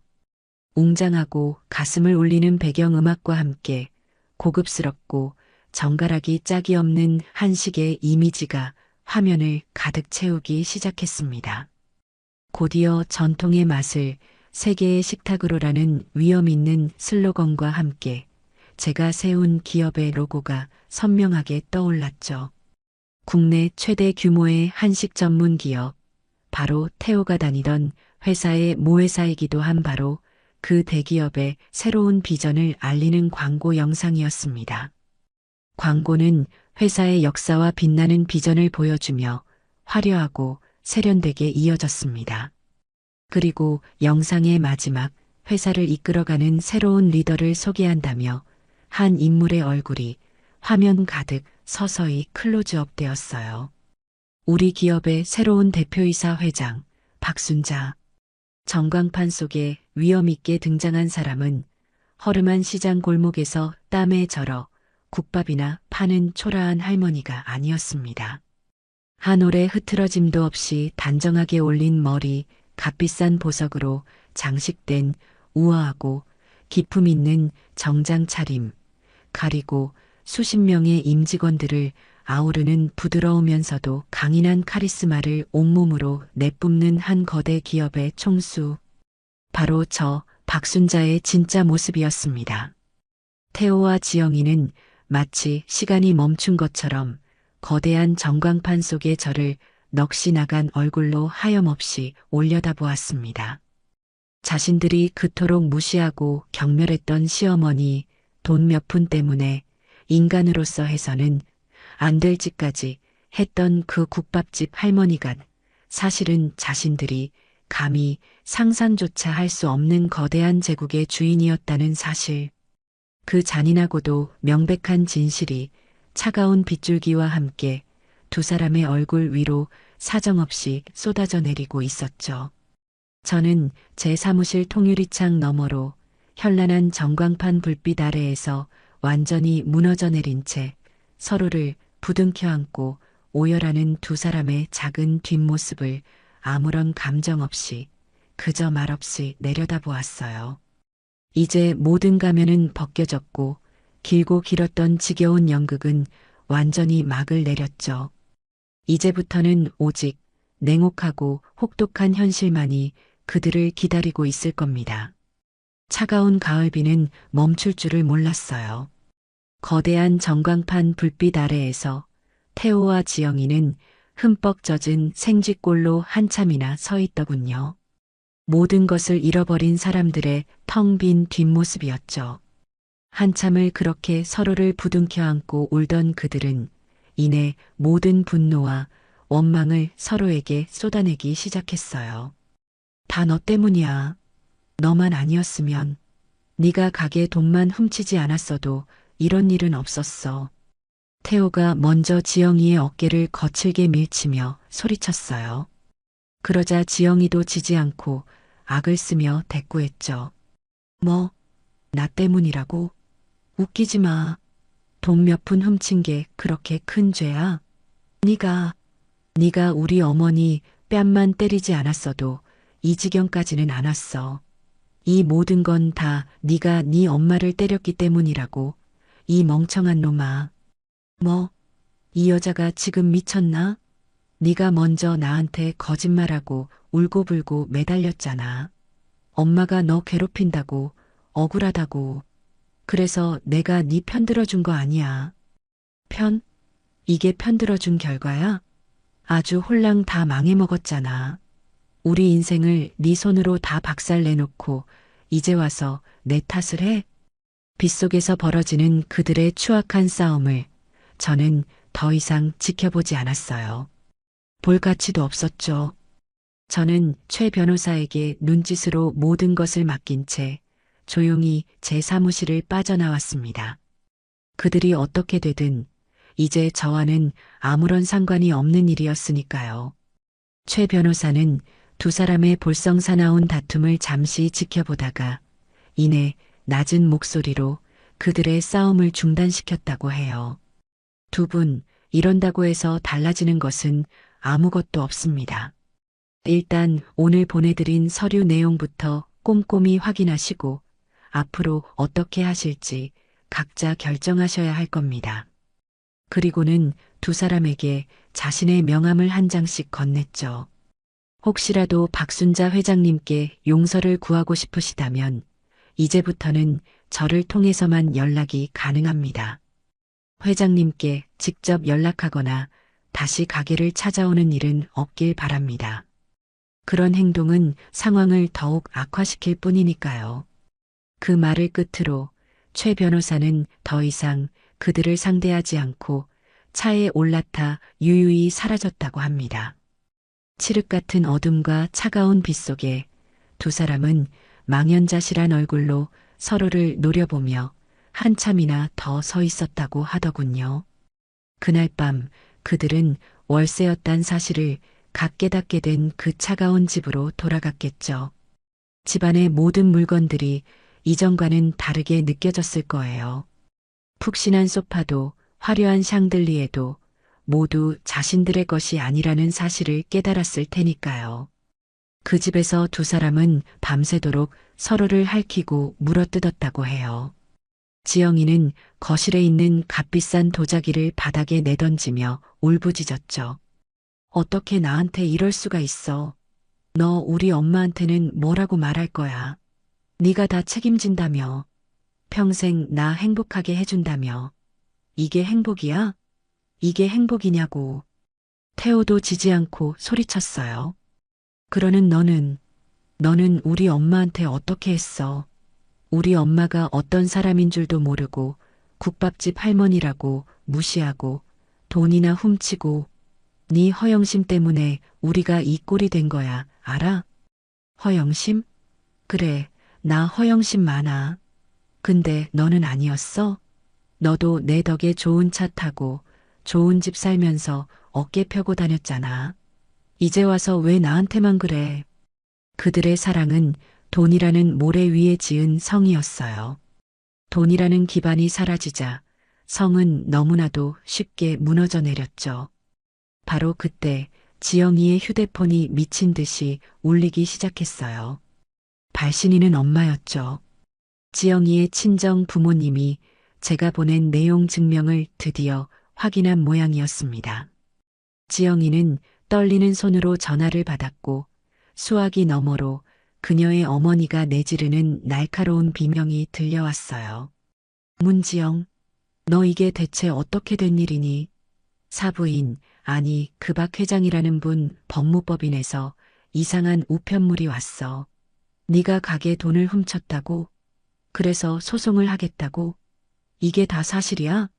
너 정말 도둑질한 거니? 엄마, 그게 아니라 그건 오해야. 오해는 무슨 놈의 오해? 그리고 박서방은 또 뭐야? 장모님, 장인어른 싹싹하게 굴 때는 언제고 이제 보니까 완전히 빈털털이었잖아. 너 지금 당장 그놈이랑 같이 우리 집으로 와. 아니, 오지 마.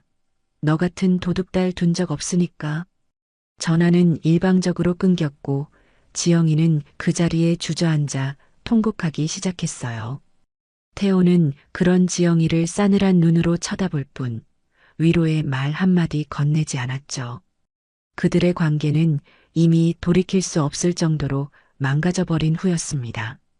며칠 뒤 최 변호사를 통해 두 사람에게서 각각 연락이 왔다고 해요. 지영이는 어떻게든 위자료를 받아내 이혼하겠다며 길길이 날뛰었고 태호는 어떻게든 제 마음을 돌려 모든 것을 원래대로 되돌려놓고 싶다며 구차하게 매달렸죠. 하지만 두 사람 모두에게 최 변호사는 기계처럼 똑같은 대답만 반복했어요. 모든 것은 회장님의 뜻대로 법적인 절차에 따라서만 진행될 겁니다. 더 이상의 사적인 감정 호소는 받지 않습니다. 아파트 퇴거 날짜는 빠르게 다가왔고 차량 리스 회사는 매일같이 차를 반납하라는 독촉 전화를 해왔어요. 태호는 결국 대기 발령 상태에서 버티지 못하고 회사에 사직서를 제출했죠. 지영이는 맘카페에서 완전히 제명당했고 그녀와 어울리던 모든 친구들은 그녀의 연락처를 차단해버렸습니다. 그들이 누리던 세상은 그렇게 한 조각 한 조각 완벽하게 부서져 내리고 있었어요. 결국 두 사람은 이혼 서류에 도장을 찍었어요.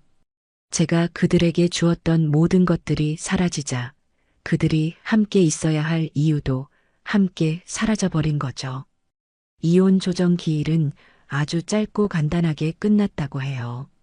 최 변호사의 사무실에 마주 앉은 두 사람은 더 이상 서로를 쳐다보지도 않았다고 합니다. 두 분 재산 분할에 대해 합의하셨습니까? 최 변호사의 사무적인 질문에 지영이가 먼저 날카롭게 쏘아붙였어요. 합의는 무슨 합의요?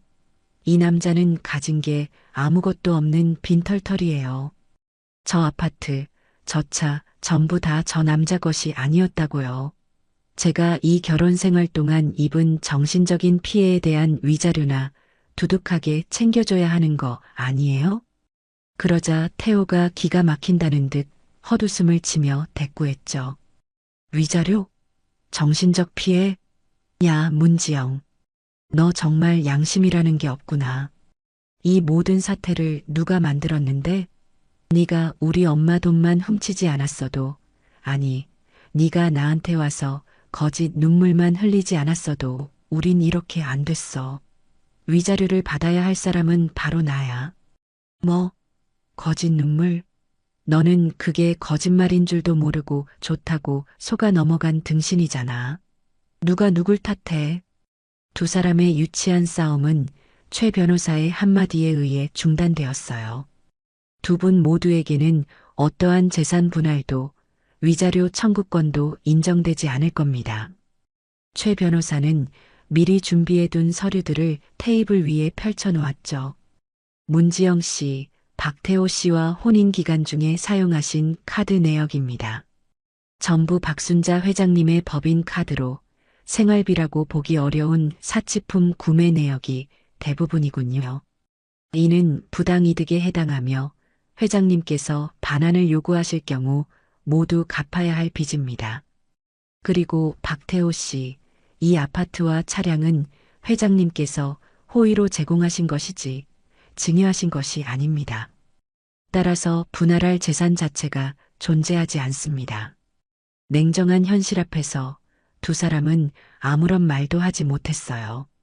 결국 그들은 재산 분할 한 푼 없이 서로에게 어떠한 책임도 묻지 않는 조건으로 이혼 서류에 도장을 찍었죠. 법원을 나오는 두 사람은 완전히 남남이 되어 뒤도 한번 돌아보지 않고 각자의 길로 걸어갔다고 합니다. 그들이 그렇게 서로를 물어뜯으며 추락하는 동안 저는 새로운 시작을 준비하고 있었어요. 저는 제 모든 것이 시작되었던 그 작은 국밥집을 완전히 허물고 그 자리에 새로운 건물을 올리기 시작했죠. 하지만 그곳은 더 이상 국밥을 파는 가게가 아니었어요. 회장님, 정말로 이 모든 걸 아무런 대가 없이 진행하실 겁니까? 최소한의 가맹비나 교육비는 받아야 저희도 유지가 가능합니다. 새로운 프로젝트의 총괄 책임자가 된 김 이사가 걱정스럽게 물었어요. 저는 웃으며 대답했죠. 김 이사, 내가 돈 벌려고 이거 하는 것 같아 보여? 나는 돈은 벌 만큼 벌었어.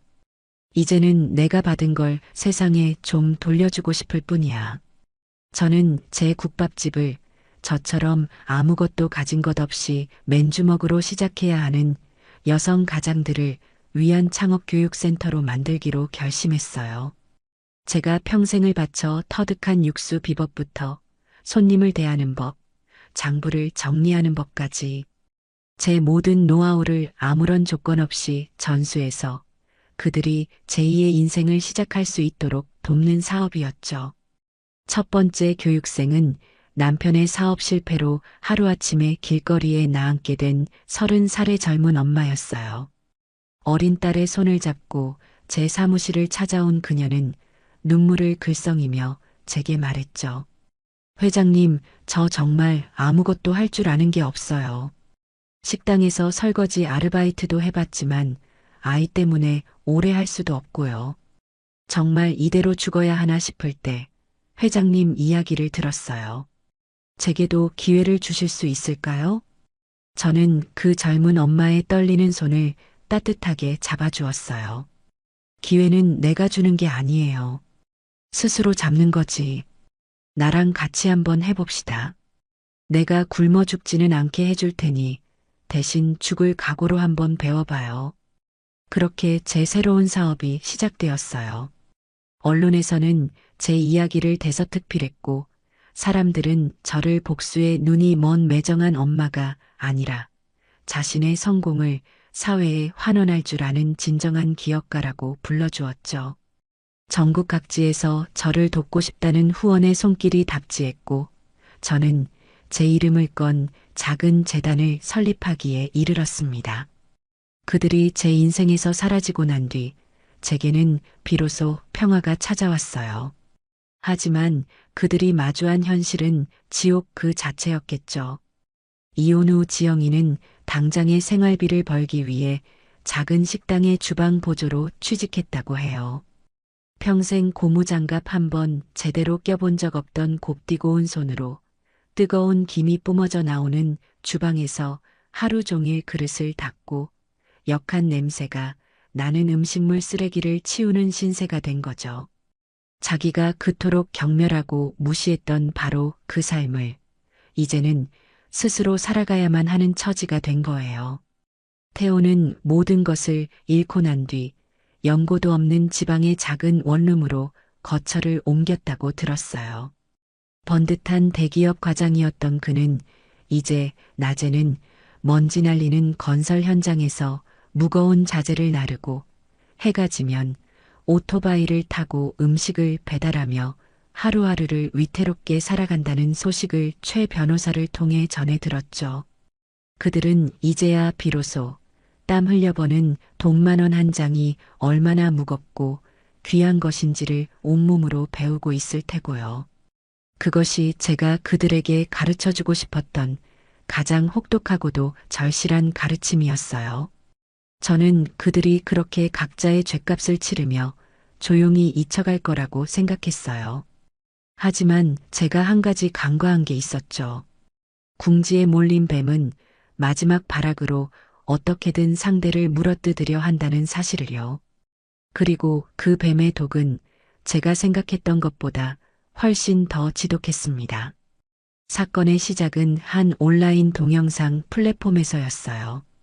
어느 날 자극적인 이슈들만 골라 다루는 것으로 유명한 한 채널에 영상 하나가 올라왔죠.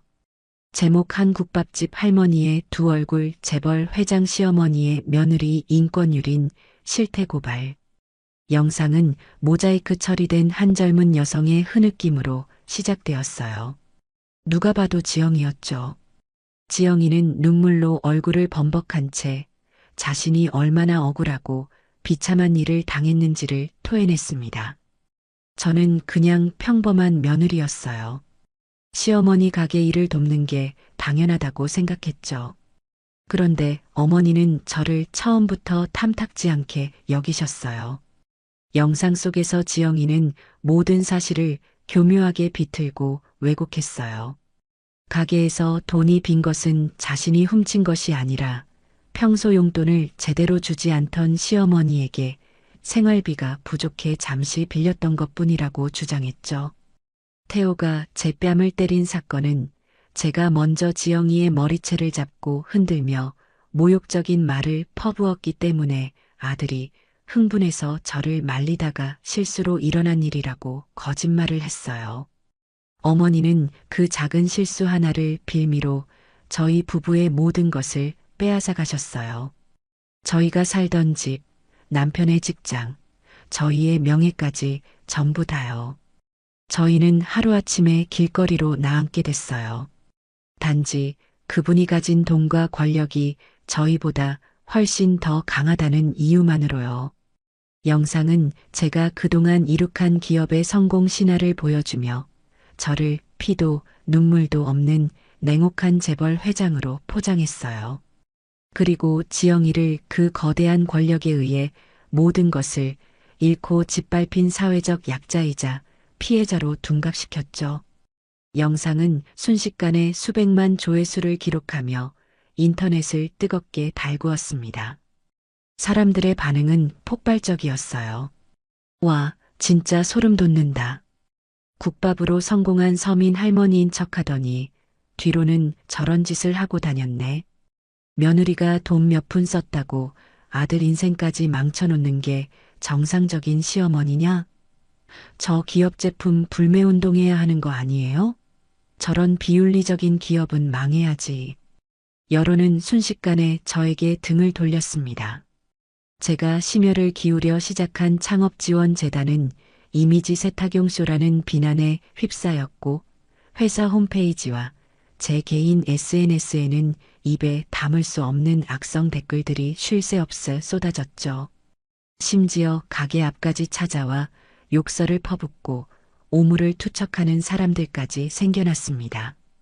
최 변호사와 김 이사는 당장이라도 허위사실 유포로 지영이를 고소하고 언론에 공식적인 반박 자료를 내야 한다며 길길이 날뛰었어요. 회장님, 이대로 보고만 계실 겁니까? 저 여자의 거짓말 때문에 평생 쌓아 올리신 명예가 하루아침에 땅에 떨어지고 있습니다. 당장 법적으로 대응해야 합니다. 저런 악의적인 영상은 지금 바로 삭제 조치를 요청하고 관련자들을 전부 법정에 세워야 합니다. 하지만 저는 이상할 정도로 침착했어요. 오히려 고개를 저으며 그들을 말렸죠. 아니, 지금은 가만히 있어. 저건 지영이 혼자 꾸민 일이 아닐 거야. 그리고 저 아이가 저렇게까지 나오는 데는 분명 다른 이유가 있을 테지. 제 예상은 틀리지 않았어요. 며칠 뒤 최 변호사에게서 태호의 소식이 들려왔습니다. 막노동과 배달 일을 전전하며 피폐한 삶을 살던 태호가 지영이의 연락을 받고 다시 그녀와 합쳤다는 거였죠. 지영이는 태호에게 이렇게 속삭였다고 해요. 태호 씨, 우리가 이렇게 무너질 수는 없잖아. 지금 여론은 전부 우리 편이야. 사람들은 우리가 약자라고 생각하고 있어. 이 기회를 잘 이용하면 우리는 모든 것을 되찾을 수 있어. 아니, 예전보다 훨씬 더 많은 것을 얻어낼 수도 있다고. 지영아, 그게 정말 가능할까? 어머니가 보통 분이 아니시잖아. 걱정 마. 내가 다 계획이 있어. 태호 씨는 그냥 내 옆에서 슬픈 표정으로 눈물만 흘리면 돼. 사람들은 진실 같은 거 관심 없어. 그저 더 불쌍하고 더 자극적인 이야기에 열광할 뿐이라고. 결국 태호는 지영이의 달콤한 유혹에 또다시 넘어가고 말았어요. 그들은 변호사를 선임하고 언론 인터뷰를 자청하며 본격적으로 저를 공격하기 시작했죠.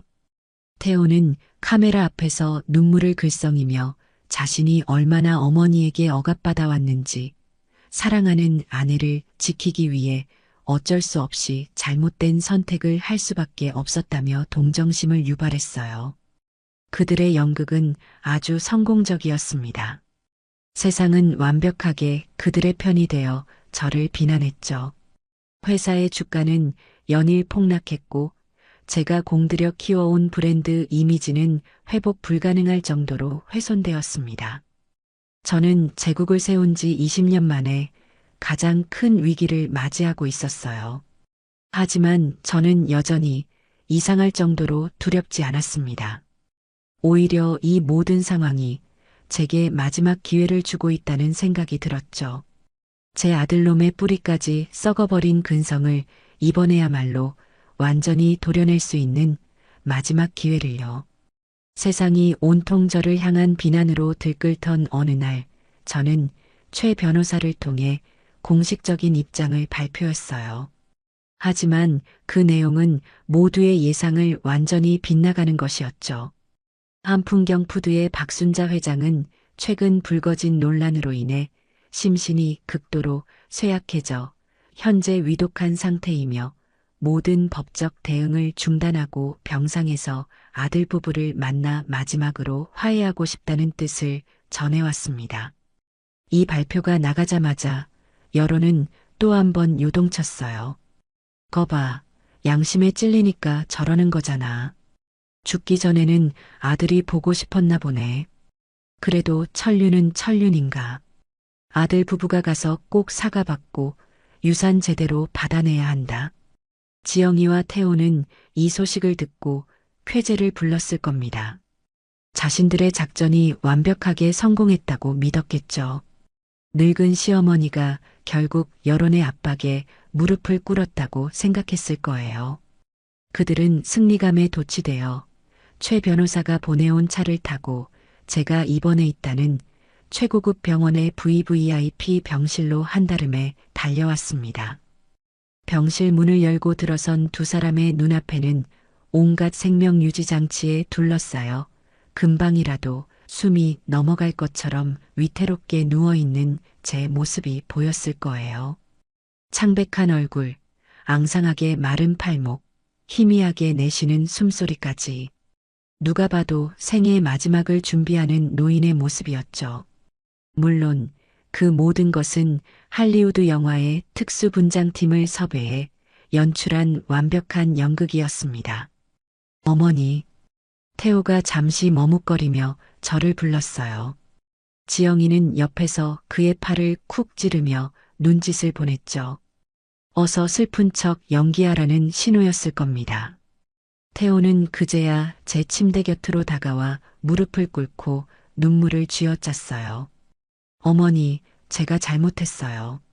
제가 죽일 놈이에요. 제발 일어나세요, 네. 저는 힘겹게 눈을 뜨고 가쁜 숨을 몰아쉬며 그들을 바라보았어요. 그리고는 곁에 서 있던 최 변호사에게 손짓했죠. 최 변호사, 내가 전에 말했던 유언장 가져왔나? 네, 회장님. 여기 있습니다. 최 변호사는 미리 준비해둔 서류 봉투를 꺼내 태호에게 건넸습니다. 그걸 열어보거라. 태호와 지영이는 서로의 얼굴을 쳐다보며 마른 침을 삼켰어요. 태호가 떨리는 손으로 봉투를 열자 그 안에서 나온 것은 제 유산 상속에 관한 내용이 담긴 유언장이었죠. 유언장의 내용은 아주 간단했어요. 제 소유의 모든 주식과 부동산, 현금 자산의 90%를 외아들인 박태호에게 상속한다는 내용이었습니다. 나머지 10%만이 재단에 기부된다고 적혀 있었죠. 그 내용을 확인한 두 사람의 눈이 탐욕으로 번쩍이는 것을 저는 희미하게 뜬 눈으로 똑똑히 지켜보았습니다. 어머니, 이게 정말이에요? 그래, 내가 평생 모은 것들이다. 어차피 내가 죽으면 다 네 놈 것이 될 텐데. 이렇게 싸우는 게 무슨 의미가 있겠니? 이제 다 부질없다. 저는 다시 한번 거친 기침을 하며 말을 이었어요. 대신 조건이 하나 있다. 두 사람의 얼굴이 순간 굳어졌어요. 무슨 조건이요? 내가 이 세상을 떠날 때까지만이라도 니들이 내 곁을 좀 지켜다오. 태호, 너는 다른 일 다 그만두고 여기서 24시간 내내 나를 간병해라. 네 손으로 직접 나를 돌봐달란 말이다. 그리고 지영이, 너는 그동안 세상에 떠들었던 모든 거짓말들을 바로잡아야 한다. 네가 찾아갔던 그 방송국에 다시 찾아가서 모든 게 네가 꾸며낸 거짓말이었고 사실은 내가 피해자였다고 눈물로 대국민 사과를 하거라. 그리고 그 증거로 내가 눈 감는 날까지 우리 회사 본사 1층에 있는 구내식당에 내려가서 매일같이 설거지 봉사를 하렴.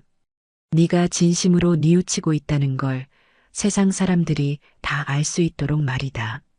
제 말이 끝나자마자 두 사람의 표정이 아주 미묘하게 하지만 분명하게 일그러졌어요. 그토록 원하던 막대한 유산을 눈앞에 두었지만 그 조건이 자신들의 생각과는 전혀 달랐기 때문이겠죠. 지영이가 먼저 조심스럽게 입을 열었어요. 어머니, 물론 어머니를 돌봐드리는 건 당연히 저희가 해야 할 일이죠. 그런데 굳이 태호 씨가 직접 할 필요가 있을까요? 상속받을 돈으로 국내 최고의 간병인 팀을 고용해서 밤낮으로 어머님을 돌보게 하는 게 훨씬 더 효율적이지 않을까요? 태호 씨는 어머님이 물려주실 그 큰 회사를 경영할 준비를 해야 하잖아요. 옆에 있던 태호도 거들었어요. 맞아요, 어머니. 지영이 말대로 제가 옆에 있는 것보다 전문가들이 돌봐드리는 게 어머님 건강에도 훨씬 더 좋을 거예요. 그리고 지영이가 방송에 나가서 사과하는 건 좀 그렇지 않아요? 이미 여론이 우리 쪽으로 다 기울었는데 갑자기 말을 바꾸면 사람들이 우리를 아주 우습게 볼 거예요. 저희 명예도 있고요. 지영이는 한술 더 떴죠. 네, 어머니.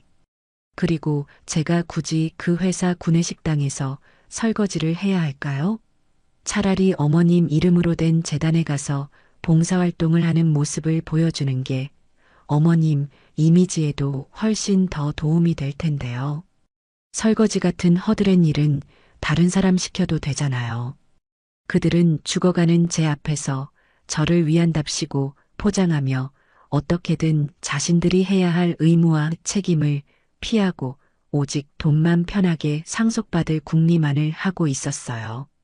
그들의 눈에는 저에 대한 아주 작은 연민이나 죄책감도 보이지 않았죠.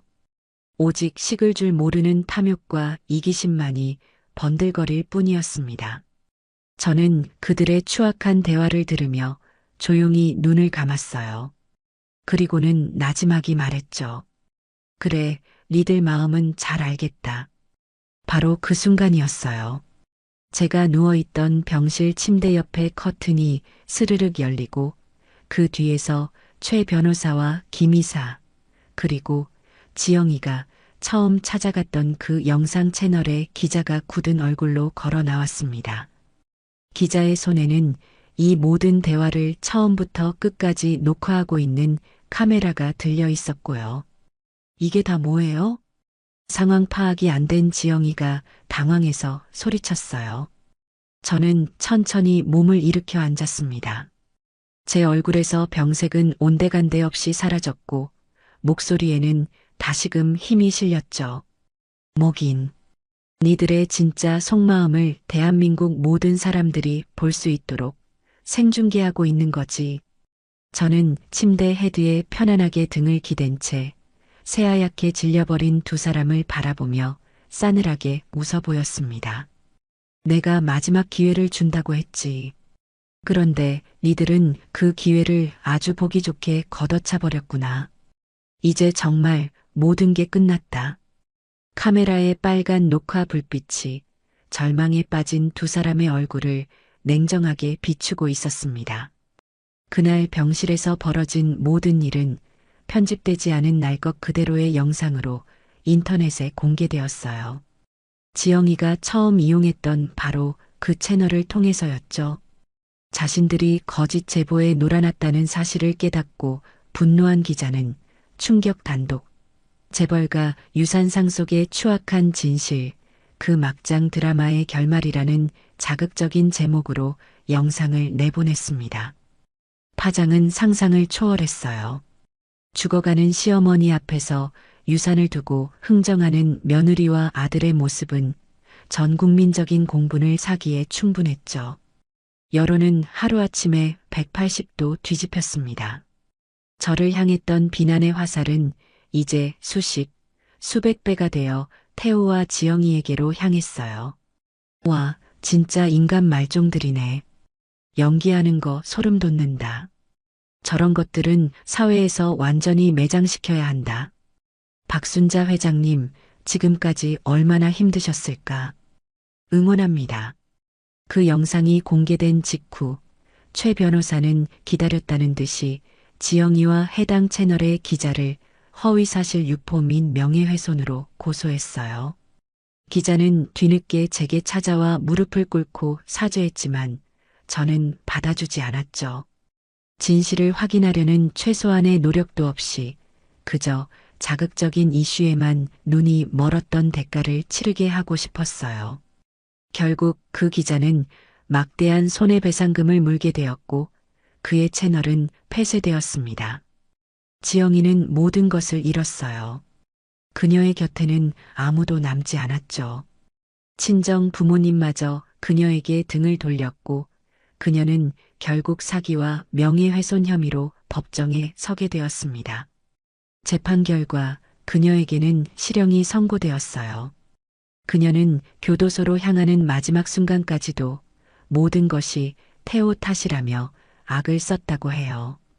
태호는 그날 이후로 완전히 무너져 내렸습니다. 돈도 명예도 가족도 모두 잃었지만 그를 가장 고통스럽게 한 것은 아마도 자기 자신의 추악한 민낯을 온 세상 앞에 드러내 보였다는 수치심이었을 겁니다. 그는 아무에게도 아무런 말도 없이 어느 날 밤 연기처럼 사라져 버렸어요. 그가 어디로 갔는지 무엇을 하며 사는지는 아무도 알지 못했죠. 그렇게 제 인생을 뒤흔들었던 거대한 폭풍이 지나가고 제게는 다시 고요한 일상이 찾아왔어요. 회사의 주가는 다시 안정을 되찾았고 저를 응원하는 사람들의 따뜻한 격려 속에서 재단 사업은 날개를 달았죠. 저는 다시 예전처럼 제 이름을 내세우기보다는 시장 골목의 작은 교육센터에서 새로운 삶을 꿈꾸는 여성들과 함께 땀 흘리며 하루를 보냈습니다. 그러던 어느 봄날이었어요. 센터 앞에서 쓸고 닦고 정리를 하고 있는데 제 눈에 익숙한 뒷모습 하나가 들어왔어요. 허름한 작업복 차림으로 길 건너편에서 묵묵히 거리 청소를 하고 있는 한 남자. 수척해지기는 했지만 그가 태호라는 것을 한눈에 알아볼 수 있었죠. 그는 더 이상 번쩍이는 외제차를 몰던 대기업 과장이 아니었어요. 그저 도시의 이름 없는 환경미화원 중 한 명이 되어 있었죠. 한참 동안 거리를 쓸던 태호는 문득 고개를 들다 저와 눈이 마주쳤어요. 그는 잠시 모든 것을 멈춘 듯 그 자리에 굳어버렸죠. 저 역시 아무 말 없이 그를 바라보았습니다.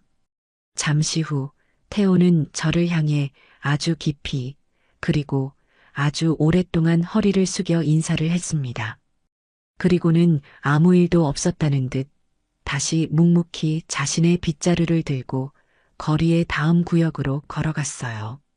그의 눈빛에는 더 이상 원망도 탐욕도 변명도 담겨 있지 않았어요. 그저 모든 것을 받아들인 사람의 깊은 체념과 아주 희미한 참회의 빛만이 어려 있었죠. 우리 사이에는 그 어떤 대화도 눈물 어린 화해도 없었습니다. 하지만 저는 그것이 우리 모자가 나눌 수 있는 가장 솔직하고 진실된 마지막 인사라는 것을 알 수 있었어요. 저는 그날 이후로 다시는 태호를 보지 못했습니다. 그 아이가 어디서 어떻게 살아가든 이제는 스스로의 힘으로 자신의 삶을 책임져야 한다는 것을 깨달았기를 바랄 뿐이죠. 저는 가끔 생각해요. 부모가 자식에게 물려주어야 할 진정한 유산은 과연 무엇일까 하고요. 돈이나 명예, 높은 지위 같은 것들은 잘못 쥔 칼처럼 오히려 그 아이의 인생을 망가뜨릴 수도 있다는 것을 저는 제 아들을 통해 뼈저리게 배웠습니다. 이제 저는 제 유산을 다른 방식으로 남기려 해요. 제 피가 섞인 아들에게는 전해주지 못했지만 제 땀과 눈물이 밴 이 땅 위에서 새로운 희망을 일구려는 또 다른 나의 딸들에게요. 오늘도 제 교육센터의 주방에서는 새로운 인생을 꿈꾸는 여성들의 웃음소리와 함께 구수한 국밥 끓는 냄새가 온 시장 골목에 가득 퍼져나갑니다. 저는 그 냄새를 맡으며 비로소 제 인생에서 가장 완벽하고 평화로운 순간을 맞이하고 있다는 것을 느껴요. 그것이야말로 제가 평생을 바쳐 이룩한 그 무엇과도 바꿀 수 없는 진짜 제국이니까요. 국이니까요. 국이니까요. 국이니까요. 국이니까요. 국이니까요. 국이니까요. 북이니까요.